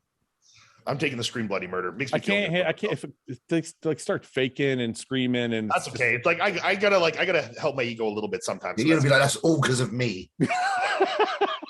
I don't need to know. I don't need to know if it's real or not. Just tell it to me, you know? It's annoying. I don't mind quiet. Yeah, I'm gonna go with quiet. Okay, wait, but the quiet matters to a point because is it quiet with facial gestures or is it quiet and they're just well, she's not just dead. She's just quiet. She's just like this the whole time? No, she's not sleeping, man. She's just quiet. I mean, yeah, but if she's quiet, she can only be making so much expression. She'll be biting her own lip. Quiet, yeah, but there's a lot. Yeah, exactly. She'll be biting her own lip. Because I don't know, a lack of facial enthusiasm might kind of throw me off. Oh man, there's a lot you can tell. How weird it would be if somebody was dead quiet, but they're like, yeah, they're not actually screaming. They could just be they could be feeling pleasure. There's a face. I'm not going to make the face, but there could be like a face. It's your face. Is it the same as Evan's? Is it? No, it's not the same. Could be like eyes rolled up and like your eyes rolling back and not like that. Not like that either. But like, sounds like a walrus. There's a lot of like facial expressions that come without noise. But usually those coincide with some sound. Not always. Exactly. Not always. Depends. If you're fucking, yes. If you're making love, no. What the fuck? What's making love? I'm just saying. I'm just saying if it's what's more what's making love. Evan wants you to explain what this is. I'm just saying if you're, let's say you're doing missionary, right? And you're bagging Michigan, yes. Let's say you're doing Michigan. And you're doing missionary and and you can see her face. There's not always a lot of noise, but you can tell she's enjoying it. Yeah, I know. I get what you're saying, but I coincide those facial expressions with a little bit of sound. Sometimes. I mean, I prefer it loud all day. I prefer sound, but think about screaming the whole time. Like that's like fuck that. Oh, I mean, I don't live with my parents. I'm taking the screaming, you know. I don't think I could do the screaming. I'm a very quiet man. Yeah, I think so too. I like a bit of peace and quiet. That might be like a good juxtaposition to you, James, you know? Stop trying to talk everybody into it, you. Well, I am. You got Evan on your side. That's good enough. Evan was already on. To be fair, boys, I don't pay attention to the sound because I'm normally trying to think of something different so I can last longer. I'm normally like, come on. Maybe if it's quiet, it's better for you. I will. I'll be able to go for at least fucking 2 minutes. That's true. That extra noise might get him a little too excited, you know? Yeah. It would. Honestly, it would. What's the best way to mentally prepare yourself when you can't be as intense in the gym as you once were? Why? Yeah, this guy's going to get shit on for sure. The question is, why can you not? Yeah, it's down to the situation. It's kind of a black and white question, right? Like, why can't you just go in the gym and do it? Yeah. Evan, do you have an articulate answer? I think you're either going to do it or you're not going to do it. So literally that simple. Yeah. Often you go to the gym and you're what did Yoda say? Do or do not. There is no try. Yeah. Yeah, I think he means like the degree of do, right? Because some people go do and it's shit, and then, or they'll go and they'll. That's the answer though. It's like, why can't you do it to the full extent of your abilities? Yeah, I mean, I've had days in the gym where I go in and like the first couple sets might not feel good, but I usually end up. Yeah, I end up right where I was the day before. So, but I think too that's like, you know, people say things like ego or pride, like they're always said in like such a negative connotation, stubbornness. But the reality is all those things can be used. Like there's such thing as being too stubborn to quit, or too egotistical to have a bad workout, or you have too much pride, you know, to go in and not give it. So I mean, I think all those things. So I don't know. I think it comes down to you and what you're willing to accept or what you're willing to live with. And if, you know, I mean, come on, how many times have we gone to the gym like, oh, I'm just going to take it easy today. And then you go there and it's just all out fucking war because you're like, well, I'm here. Yeah. And I've only got one speed. Yeah. So that literally, you know, it's funny. That literally happened to me New Year's Eve day. We went to train legs and I'm like, we were going to have a couple drinks at night. So I'm like, look, man, let's just take it easy today. We'll kind of just get a pump and leave. Ended up being like a fucking just a crazy leg workout. Oh, because that's not how you train. It's like, you know, I know. So it's like, but I'm just sympathizing with what Evan's saying. Is it makes 100% sense. But this answers that guy's question, because you're like, that's just not how you train. So clearly he trains that way, because if he didn't train that way before, if he was used to training at 100% level of intensity, he would know how to find it. You know, I think I would say this if I'm trying to give advice other than just be hardcore and shut up. If I'm going to try and give advice, I would say, look, if you know you're going to go to the gym and have a shit workout, you're better off taking the day off. Just fucking sniff a couple lines of blow and get at it, you know? Well, I think you've got to come to the realization of what it is that you're accepting. And if you're okay having gone there and know that you trained like a little bitch, then that's okay. If that's what you deem to be acceptable. But if that's not acceptable to you, then you're just not going to do that. So it's really just a personal matter, like your own standards, like what's acceptable to you or not. And if it's not acceptable, you're just not going to do it. That makes a lot of sense. Yeah, I don't know if you guys have ever felt this. Like, there are times when I've gone to the gym, maybe I let off on a set here or there. I feel guilty later. I feel guilty later. Yeah. Like I can be like, I kind of fucked that one. I didn't really do what I should have done. But also notice the older you get and you have the knowledge of how those experiences make you feel, you have less workouts like that. Because I know now, like if I go and I don't give it 100%, I'm going to feel that way. And I don't like feeling that way. So I'm making sure I do everything I can to avoid that feeling, you know? Yeah, exactly. I come across that if there's like a particular, you know, when you bypass an exercise, you know, that's challenging. Yeah. You know, it's like, today I won't do barbell rows because I just I got to a point, there was a point in my career, I think I was like maybe 28 or maybe around there, where I used to force myself to do the ones I hated. Yeah. I was like, I hate doing that exercise. I think that's when I started deadlifting, because I was never a great deadlifter. So I'm like, fuck it, I'm going to do it. I started forcing myself to do all those. But once you start deadlifting, did you like it? I actually loved it, but I was never really strong at it. Like I never could. But I mean, you don't need to be good at something to like it, you know? Yeah, no, I actually did love deadlifting. It was, I used to do it at the end of my back workouts. It felt great, but I just, but no, it was the same thing James was saying, but I used to purposefully go, I hate standing barbell curls. Fuck it, I'm going to do it. Yeah. All right. So basically, we're just telling this guy to suck it up. Basically. Well, we're not telling him to suck it up.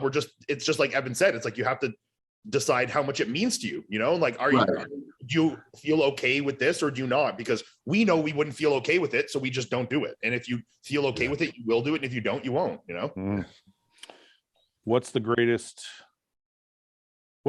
moment of your bodybuilding career and post bodybuilding career? So I guess it's for all of us. Who's going first? Evan, you want to go first? Greatest moment of your bodybuilding career? I mean, turning pro, right? Winning the nationals and receiving the overall trophy from Lee Haney was pretty massive. But I think for me, the biggest one was winning the New York Pro, because there was so much pressure going into that. And it was, you know, like a lot of people were like, oh yeah, you know, he came up so quick and he won the nationals. But he's overrated. He's going to get his ass kicked against seasoned pros. And, you know, I mean, even at the time, like, you know, muscular development was kind of jerking me around, didn't renew my contract because I think they thought I was going to bomb in New York. And I trained so fucking hard for that show. Was that your pro debut? Yeah. Yeah.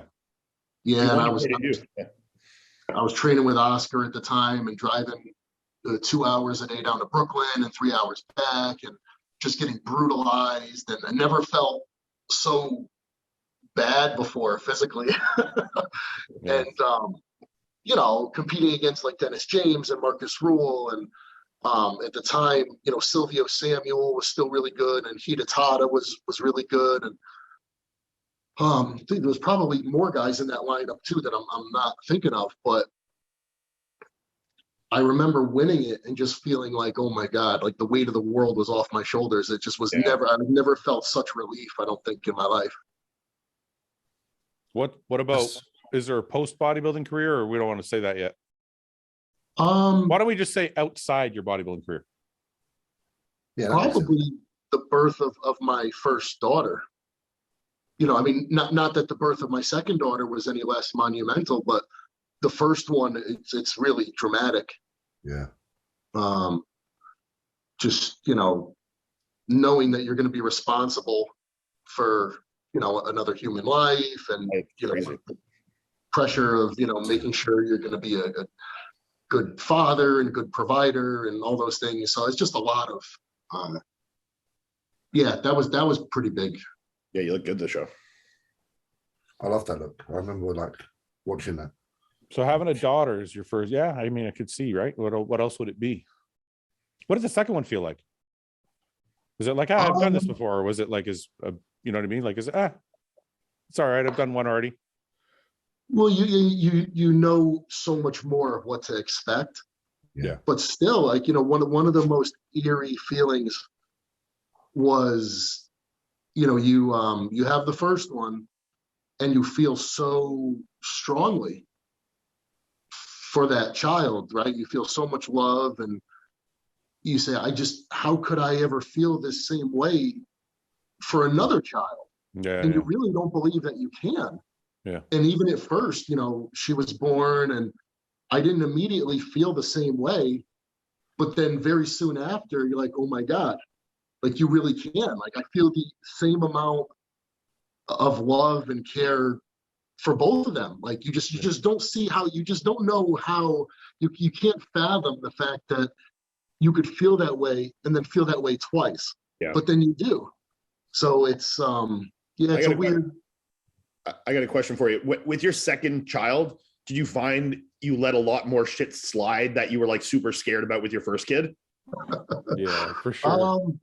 I'm pretty tough, you know, because it's very much a concern of mine. You know, I mean, you go places and you see like ill-behaved kids and things like that, and you don't want that to be your kids. And then, you know, you feel the gravity of life yourself, and you know how important it is that you adequately prepare your children for life and to do well. So I try not to, but yeah, I mean, I think it is a little bit inevitable that you're a little bit more relaxed with the second one. Yeah, I mean, more so like not even in terms of like punishing them, but like stuff that you would be worried about fucking up the first time. Like, you know, if your kid falls and you're like, oh my God, they're going to break. And the second kid, you're like, you're fucking fine, you know? Like, yes. 100%, you know, second one picks up something off the ground and starts eating it. You're like, she's fine. Yeah. Yeah. That's, I was what was I going to say? Which one's your favorite? Do you have a favorite? Favorite kid? Yeah. No, but you know what you find yourself doing with the second one, because I mean, my first one, she's already 10 years old, and she's very different from the way she was when she was 4 or 5 years old, which is the age that the second one is now. So I think you're a lot more protective of that, and you're more cautious to try to enjoy it more, knowing that it's really fleeting. Yeah. So there's 5 years. There's 5 years between them. 6 years, so 10 and 4. Yeah. Yeah. And you know, you can see why people continue having kids, or people talk later on in life and they'll say, oh, we should have had more or things like that. Because when a kid is 3, 4, 5 years old, I mean, it's so different. It's just incredible. And the way they look at you and the way they regard you, it's just, I don't know. It's just really awesome. So with the second one, you're definitely more conscious to try to hang on to that a little bit more and try to enjoy it. Yeah. James, when are you going to have kids? Yannicka, get your knickers off. Evan just talked me into it. Evan just told me into are you guys planning at all? Yeah. No, it's coming up soon. I mean, I'd say in the next 2 to 3 years. Yeah. That kid's gonna have good genetics. Yeah. All from her, yeah. All from her. I got those Chris Bumstead, Melissa Bumstead genetics, Yeah. Would you rather bang a girl with a 10 body but is terrible in bed, or a girl with a subpar rig but has an amazing skill set? Oh. And this is just a one night stand, right? Yeah, I guess he didn't specify, but we can say that. It's tough, right? Because if you do the 10, you can tell your buddies, like, look at that 10. Yeah. But it also there's some bragging rights here. But it would also suck along with the looks. Yeah. You don't get to brag with the other one, but you had a great time. Yeah. I mean, it depends. Like, it depends if you've had a lack of good sexual experiences, then you might be like, okay, I'll take the good one just to like have a good time. But like on the other case, it's not really, because if you've had a lack of sexual experiences, you might think you're probably ugly, so you're probably like, I'm going to take the 10 just so I could say I banged her. Yeah, that's probably true. It's fine and nonsense. But I mean, okay, like, how bad can a girl really be, other than like super awkwardly moving against the motion? Bad. Can it be pretty bad? Yeah, it could be. Yeah, bad. Like you're going in and she's pulling away. Yeah.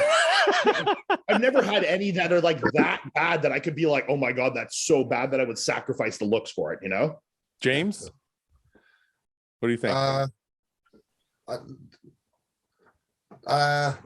Yannicka, what would I do?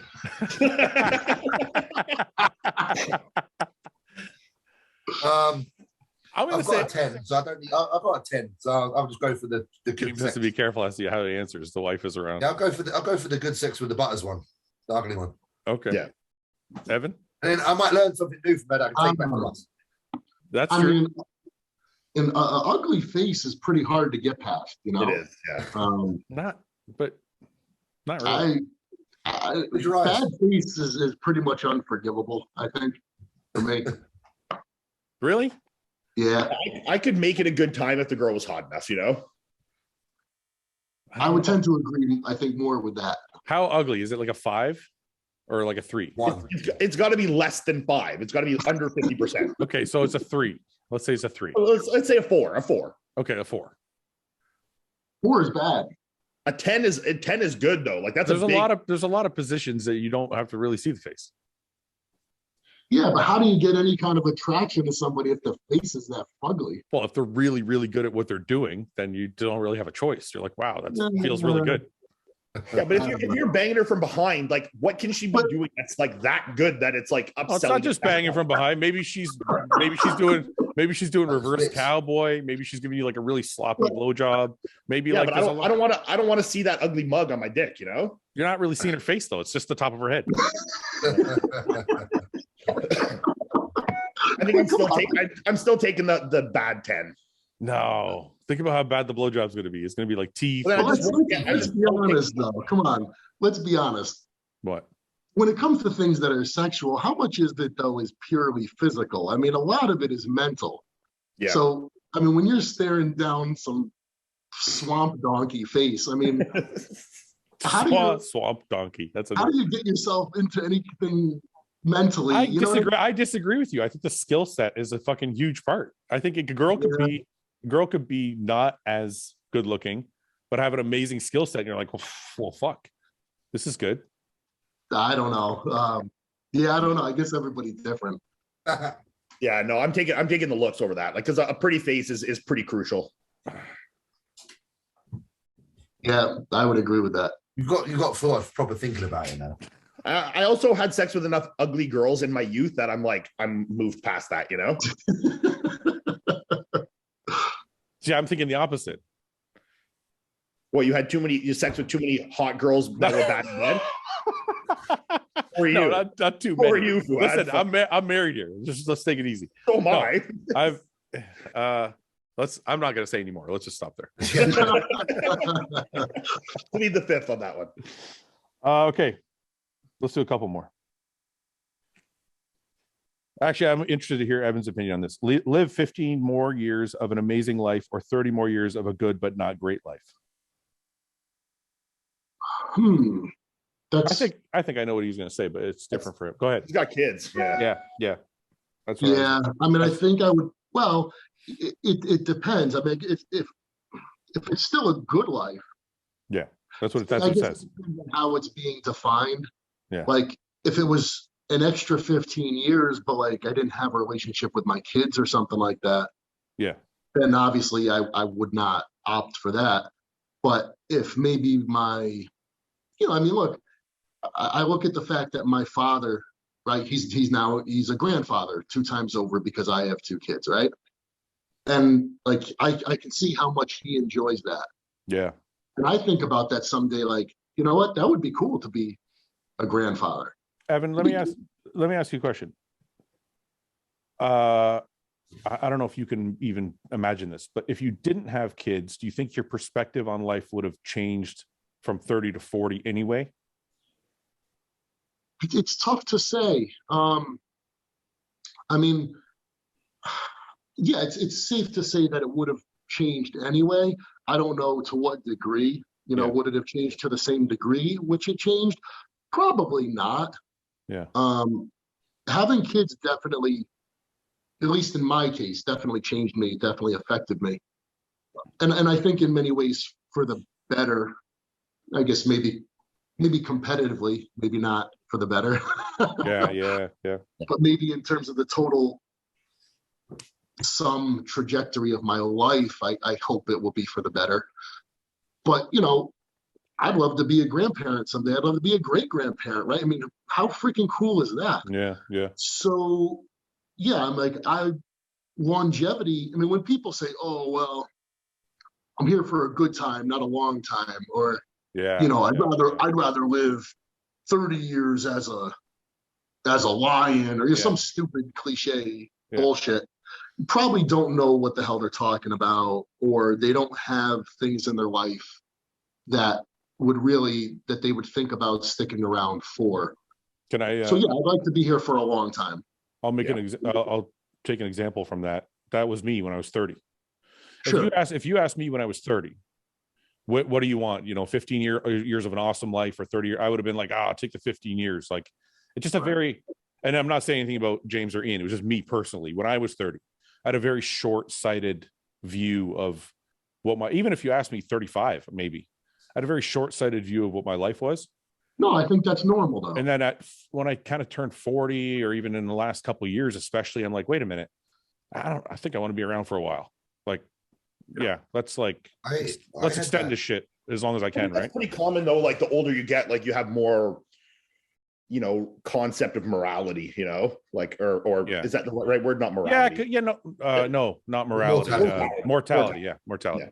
Yeah, because when you're 20, you take all the risks in the world. You're going to live forever when you're 20. I mean, it's like your life's just beginning. You think you have so much more time, but when you're getting, 40, 45, you're like, holy shit, like, I might be, halfway, 2/3 through my fucking life right now. But it's not only that though. It's not that the end is scaring me into saying it. I didn't think when I was 30, my life was bodybuilding and bodybuilding only. So I'm like, I don't care if I die when I'm 50, my bodybuilding career will be over and I don't really give a shit about anything else. Yeah. When I turned 40, I'm like, wow, there's so much more to do. There's so much more shit that I'm like, wait a minute. I do want that 70, 80, 90, whatever it may be. Right. I just didn't think that way when I was 25 because I feel like I have a lot of things I want to do, That's right. And I just didn't see any of those things when I was younger because I had this tunnel vision for bodybuilding. I already feel that way. Feel what way, James? The way that you feel now. Like this. I sometimes struggle to commit as much as I used to, but I still do automatically kind of commit to my bodybuilding as much, but I certainly question it more. and I certainly consider everything I do more. Like when you think about everything involved in bodybuilding, sometimes I'm very reluctant. Sometimes I'm like, I don't want to go down that road because that road doesn't lead to the end that I want. And the end that I want is, like you say, a long and healthy one. Yeah. I'm always in that place mentally. And that's why, like, I plan to be out of this shit by 35. Yeah. You know, like I'm not competing after 35. You can fuck off. Like I've got other things I want to do, other things I want to see, you know? Yeah. I mean, go ahead, Ian. Sorry. You go for it. No, go ahead. I was just going to put I was just saying, I agree. And I'm obviously in the same mindset. I mean, you know, I've texted you some pretty heavy shit, and you know how I feel about this kind of stuff, you know, like obviously these things are things I worry about and think about a lot. So it's, you know, I'm obviously in the same headspace, right? Yeah. Mine, like I wasn't going into it too much, but everything changed as soon as my mom died. Yeah. Everything straight away. James, what is it when you say there's so much more I want to do? What is it that you're talking about? Is there something specific you think of, or just in general? Like, I don't know, because I've had like a chance to like see places in the world. Like I've been to loads of countries and done some cool things. You know, like I've been to Japan, I've climbed fucking Kilimanjaro, I've seen lands that are beyond my own. And I want to be able to go back there and actually spend time and not be shackled by my lifestyle, so that I can go there and actually adopt certain styles of their own and venture into other ways, you know, to expand myself. Dude, that's like the best term I've ever heard for body. You're shackled. Yeah. It's like the best term ever. But you're shackled to your nutrition. You have to bring meals everywhere. You're shackled by the weight you have to walk around with. You're shackled by the training regime. I mean, it's I get it. Word. Yeah, it's perfect. Like I say, the freest I've ever felt is when I know I've revolved around, but when I climbed the mountain, it's the freest I've ever felt, and I crave that freedom again. And that freedom's not like, it's not like a freedom like, I've escaped bodybuilding. It's more of a freedom of having such an open mind that you can truly take in the things around you. Because all the while you're, like I say, shackled by this, you've got a wall up where you can't really allow things to get too heavy on you, because at the end of the day, if you can't allow things to interfere with this process, because this process is going to require 100% of your energy.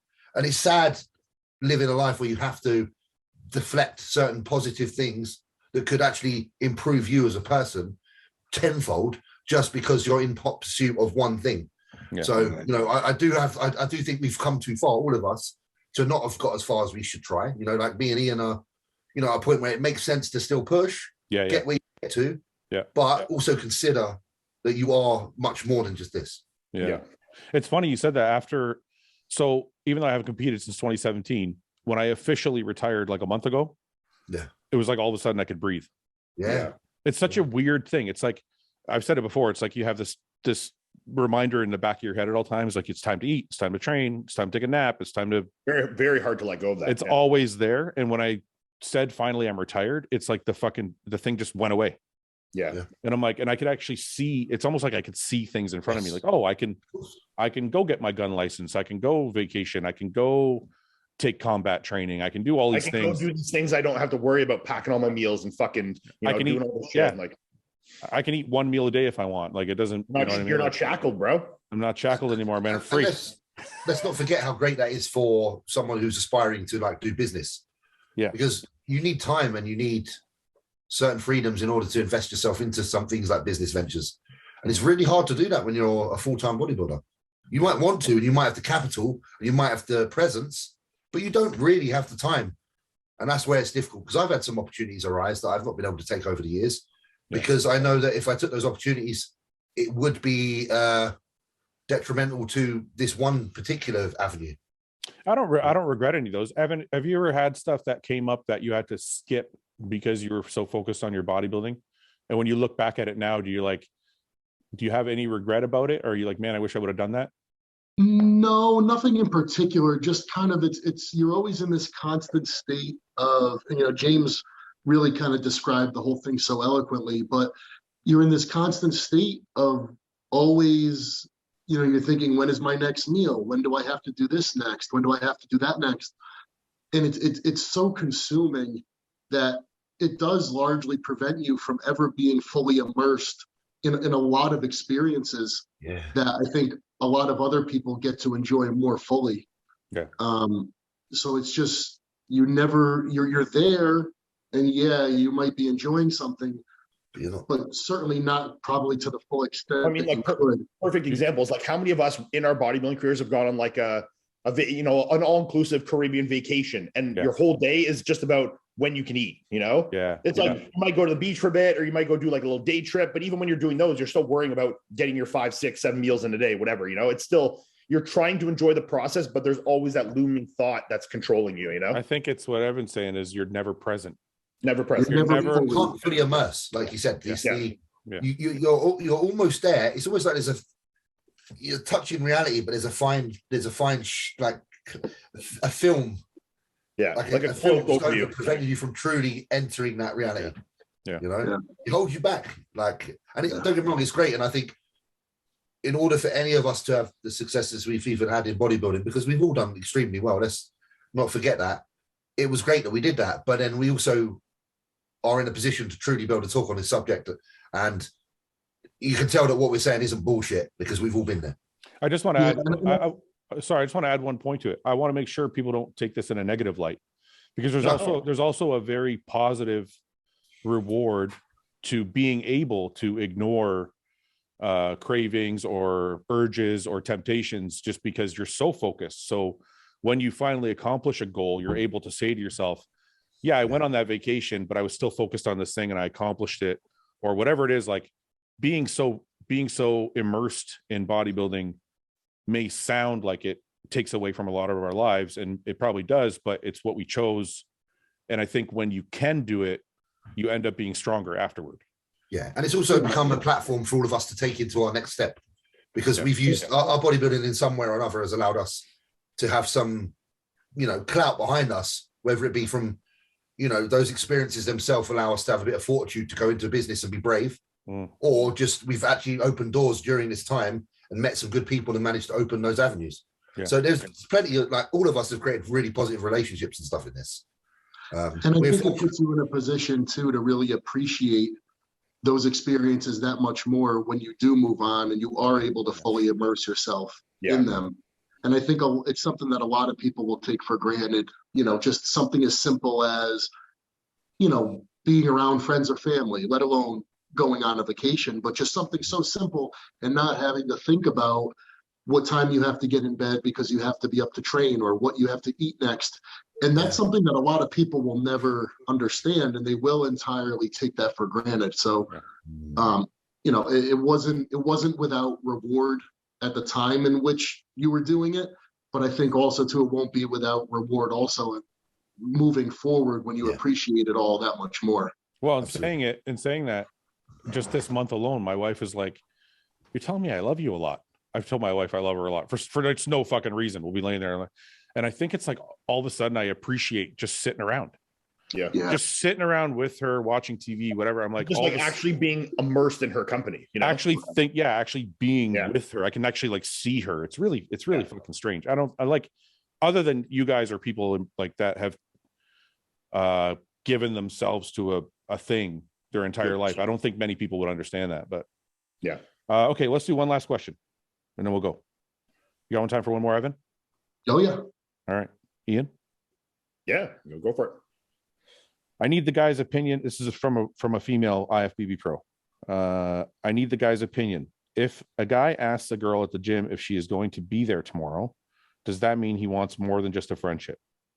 Probably. Yeah, I would say so. I mean, I'd say it's 70-30 that he wants more than a friendship. Definitely. It's definitely not guaranteed. I mean, he could just be, a friendly guy, or just, wants to help her out with training. But that's, in most cases, I would say, not the norm. He's probably not looking for a training partner. I would never ask a woman that unless I was intending to pursue her. Evan? Well, I feel like it could be totally 50-50, because you could say that because you genuinely are hoping that she'll be there tomorrow, right? But you could also be like, my God, gotta get the fuck away from this person. So I'm just saying to him, hey, you're gonna be here tomorrow because I gotta get the fuck out of here right now. Yeah, I'm not gonna be here tomorrow if she is. Yeah. Evan's done this. Evan's done this before, for sure. I have. And I've been like, oh, hey, you're gonna be here tomorrow. We'll continue this. I'm getting the fuck out of here right now. Yeah. Type of thing. But so it could really go either way. it's tough to say. I'm trying to think if I've ever said that to a girl that, like, obviously I wasn't like had no intention towards. I think I have. Wait a minute. I just want to reread the question. If a guy asks a girl if she'll be at the gym tomorrow, I don't think I've ever said to a girl, "Are you going to be here tomorrow?" But I think I've said, like, "I'll see you tomorrow," and I left. Well, I think there's a lot of other cues that need to be taken into consideration here. Like, she's obviously seen this guy in the gym before. Has he been trying to make eye contact? Has he been, avoiding you? Is he trying to like work out near you? Like, there's other things that need to be. Has he followed you on Instagram? Like, what other signs are there to coincide with this? If this guy's like never spoken to you, never looked at you, doesn't follow you on Instagram, like nothing. Well, and it's pretty hit or miss, like it could be 50-50, like Evan said. But if there's other signs to boost up the percentage to show that he is interested, I mean, if he came up to her, had a 10-minute conversation and was like, "Hey, you going to be here tomorrow?" 100% then. 100%. Yeah. But if she went up to him and he's like looking for an out and he's like, "Hey, you going to be here tomorrow?" Yeah. James, what do you think? If he's kissed her on the cheek, then yeah, definitely. Did you see the thing I posted on my story with this guy, the troll guy from Nationals? Yeah, I wanted to ask you about that. Where's that video? Oh my God, man. This motherfucker got, what's the video name? Well, just go to his YouTube. Okay, wait. I don't know where his YouTube is. So I got to go to your... It's called just go to YouTube. Okay, his channel's called Too Apree, A-P-R-E-E. So we were just working the booth. We were at the booth at Nationals for Raw. Yeah. And I say this trying to be as polite as possible. We 100% thought he was mentally challenged, We thought he was just a weird guy that had like somehow wandered into this event and was like asking fucking weird questions. And, like me and Chris tried to be polite, but you'll see, obviously, some people weren't as polite. But man, you need to watch some of this guy's other videos. Here. One sec here. You getting a little pee break in or whatever? Yeah. Do you pee a lot since you're like a bigger guy or whatever? Yeah. But I do have to go to the bathroom really bad though. Oh, you do have to pee? I do have to pee. All right. Was it pretty chill? It was very chill. Can I chill with you today? You seem chill. I'm competing right now, man. So oh, Jay, get it. What? Does a bicep have 2 heads or whatever? Bicep is one. But doesn't it have 2 heads on it or whatever? No. I'll talk to you later. All right, weird. What's up? Hey, buddy. This is funny. You do bodybuilding or whatever? Yeah. Listen to what he talks about. Hey, dude. Come over here for a second, bro. Oh, yeah. He's a bodybuilder or whatever? Yeah. I was looking at his biceps or whatever. He could probably choke me unconscious if he puts me in a rear naked choke or whatever. I mean, I don't know. What's your workout routine like or whatever? You leave me alone. Oh no, I saw you were jacked or whatever. Leave me alone. Leave me alone. But you're big or whatever. Are you filming too? I just recording with my mic or whatever. What are you gonna ask him? Just about a quick question about his body parts or whatever. Yeah, just ask him like your top 2 questions and then we'll be good to go. All right, weird. This is Chris, man. He wants to ask you his top 2 questions. Hello. Hey, how's it going? Oh, pretty good. I noticed that you have like a nice biceps or whatever, and then I noticed that you had nice pecs or whatever, and then I was also noticing that you had like a nice core or whatever, like abs or whatever, and then I was kind of noticing like when you turned around or whatever that you had like some nice calves or whatever, and then your shorts kind of like they came up for a second or whatever, and then I saw that you had like nice like quads and hamstrings or whatever, and then like I saw you from the side or whatever, and then I noticed you had like nice glutes or whatever. So what questions did you want to ask him? Oh yeah, so basically and then I also noticed you have like nice spinal erectors or whatever. So I guess I was just wondering like you work out or whatever, you go to the All that does you work out. yeah. And then you kind of recover or whatever, and then you feel like better the next day, so you can get back to the gym or whatever, and then you can like be even stronger than you were doing like the last set or whatever. And then you know how to do it. Yeah, and then it's like thank you for your time, bro. Yeah, it's like progression or whatever. You just kind of go back to this guy's channel, go to his channel. just little by little, and even when you don't. I can't believe how patient Chris is. Oh yeah, he got me too there. I talked to him like 2 minutes after that. Man, he does like these Zoom interviews where he'll go on interviews. It's fucking so awkward. But wait, there's one. If you could find the one, no, go to videos, click videos up there. Yeah. And there's one of him asking people at a casino, at a Vegas casino, if you can find that one. See it now. We've come too far. Do not ask this question at Vegas casino. Bottom, second from the right, bottom. In like a butt or whatever? Listen. I don't know what you're talking about. I don't know if you're being serious. Have you ever eaten a butt or whatever? Have you ever eaten a butt or whatever? Oh, have you ever eaten like a butt or whatever? Hey, Tom. You do that. Oh. You asking me have I ate a butt? Yeah, I was just asking if he's ever eaten a butt or whatever. Wait, what? What's up? Oh, I was just asking him if he's ever eaten a butt or whatever. A butt? Oh, just eating a butt or whatever. Yeah, we can't talk like that. Oh, talk like what? Oh no, I was asking him if he's ever eaten a butt or whatever. I wasn't asking you. He just got your attention. I was just asking him if he's right. But you can't talk to any of my dealers like that. That's inappropriate. Oh no, I was just asking. Like, I wasn't asking if he wanted to. If he wanted to, I was just asking him if he's ever eaten a butt or whatever. Right. Yeah. It's inappropriate. We can't have him talk like that. Oh, I would. Okay. You all right? Oh yeah. What the fuck is this guy? Holy shit! I can't believe the patience Chris has. I would have fucking been like, "What the fuck are you talking about?" I mean, he comes up to me too, same thing. It's like right after Chris, he's asking me like something about like you eat blah blah blah this and that. Like he was just like asking questions about like, and what he does is he asks all these questions that are like, so like Chris, he was like blah blah blah. Like I noticed you have nice glutes and nice hamstrings. Like, so do you work out? And it's like such a simple question after that. Yeah. He like loops around to like the most like a build up for nothing. Childish question, you know. And he always says or whatever. And then in one part of the video, I say blah blah blah, yeah, eat or whatever. And he's like, oh, you said whatever or whatever. He's like, I say that too or whatever, bro. I'm like, what the fuck is this guy talking about? This video has 120,000 views. Yeah, you couldn't see his camera, and that video was just posted yesterday too. It's fucking crazy. Yeah, and you couldn't see his cameraman, so like you just thought he was a legit like fucking weird dude wandering around, you know? You do get a few of those. Oh yeah, I've never gotten one that weird. I usually get the guys that stand like behind the group of people and they're just holding their phone. Yeah, and I'm like, what are you doing? They're just standing there. He was an interesting guy for sure. Yeah. Evan, you ever had that? Somebody just standing there with a phone, record you? I would get like the same guy. Like there'd be like 3 or 4 guys they follow you that around. You would see every year, everywhere, yeah, at the same expos. And they would ask you, like, you know, make a bicep or something. And then, you know, like when you're new to it, like you do it. Yeah. And then like as time goes on, you're like, nah, it's okay. I'm all set. Thanks. Good to see it. Yeah. The ones that make me feel the most uncomfortable like that are ones that ask me to take a picture of me flexing and they're not in the picture with me. Yeah. Like if you want to get the picture and flex your arm and I'll flex my arm next to you, it's like, okay, but they're just like, hey, can you do a front double? I'm like, no. Yeah. Yeah. I get a lot of those. Yeah. All right, boys. We're good. Yes, sir. Evan, thank you very much for gracing the show with your presence. Thanks for having me. We'll do it again soon. Yeah. If you ever want to know about that painting, let me know. Yeah. Okay. Evan's got the plug. He's got the plug. All right, boys. Have a good one. Take care, everybody. Bye. Thanks for watching. Please subscribe, share with your friends, and like the video. And if you get a chance, check out the description for all the different links to all the different places you can find Hostile and myself. And lastly, check out hostile.com for our new line of supplements and all of our apparel and gear. Thanks again for watching.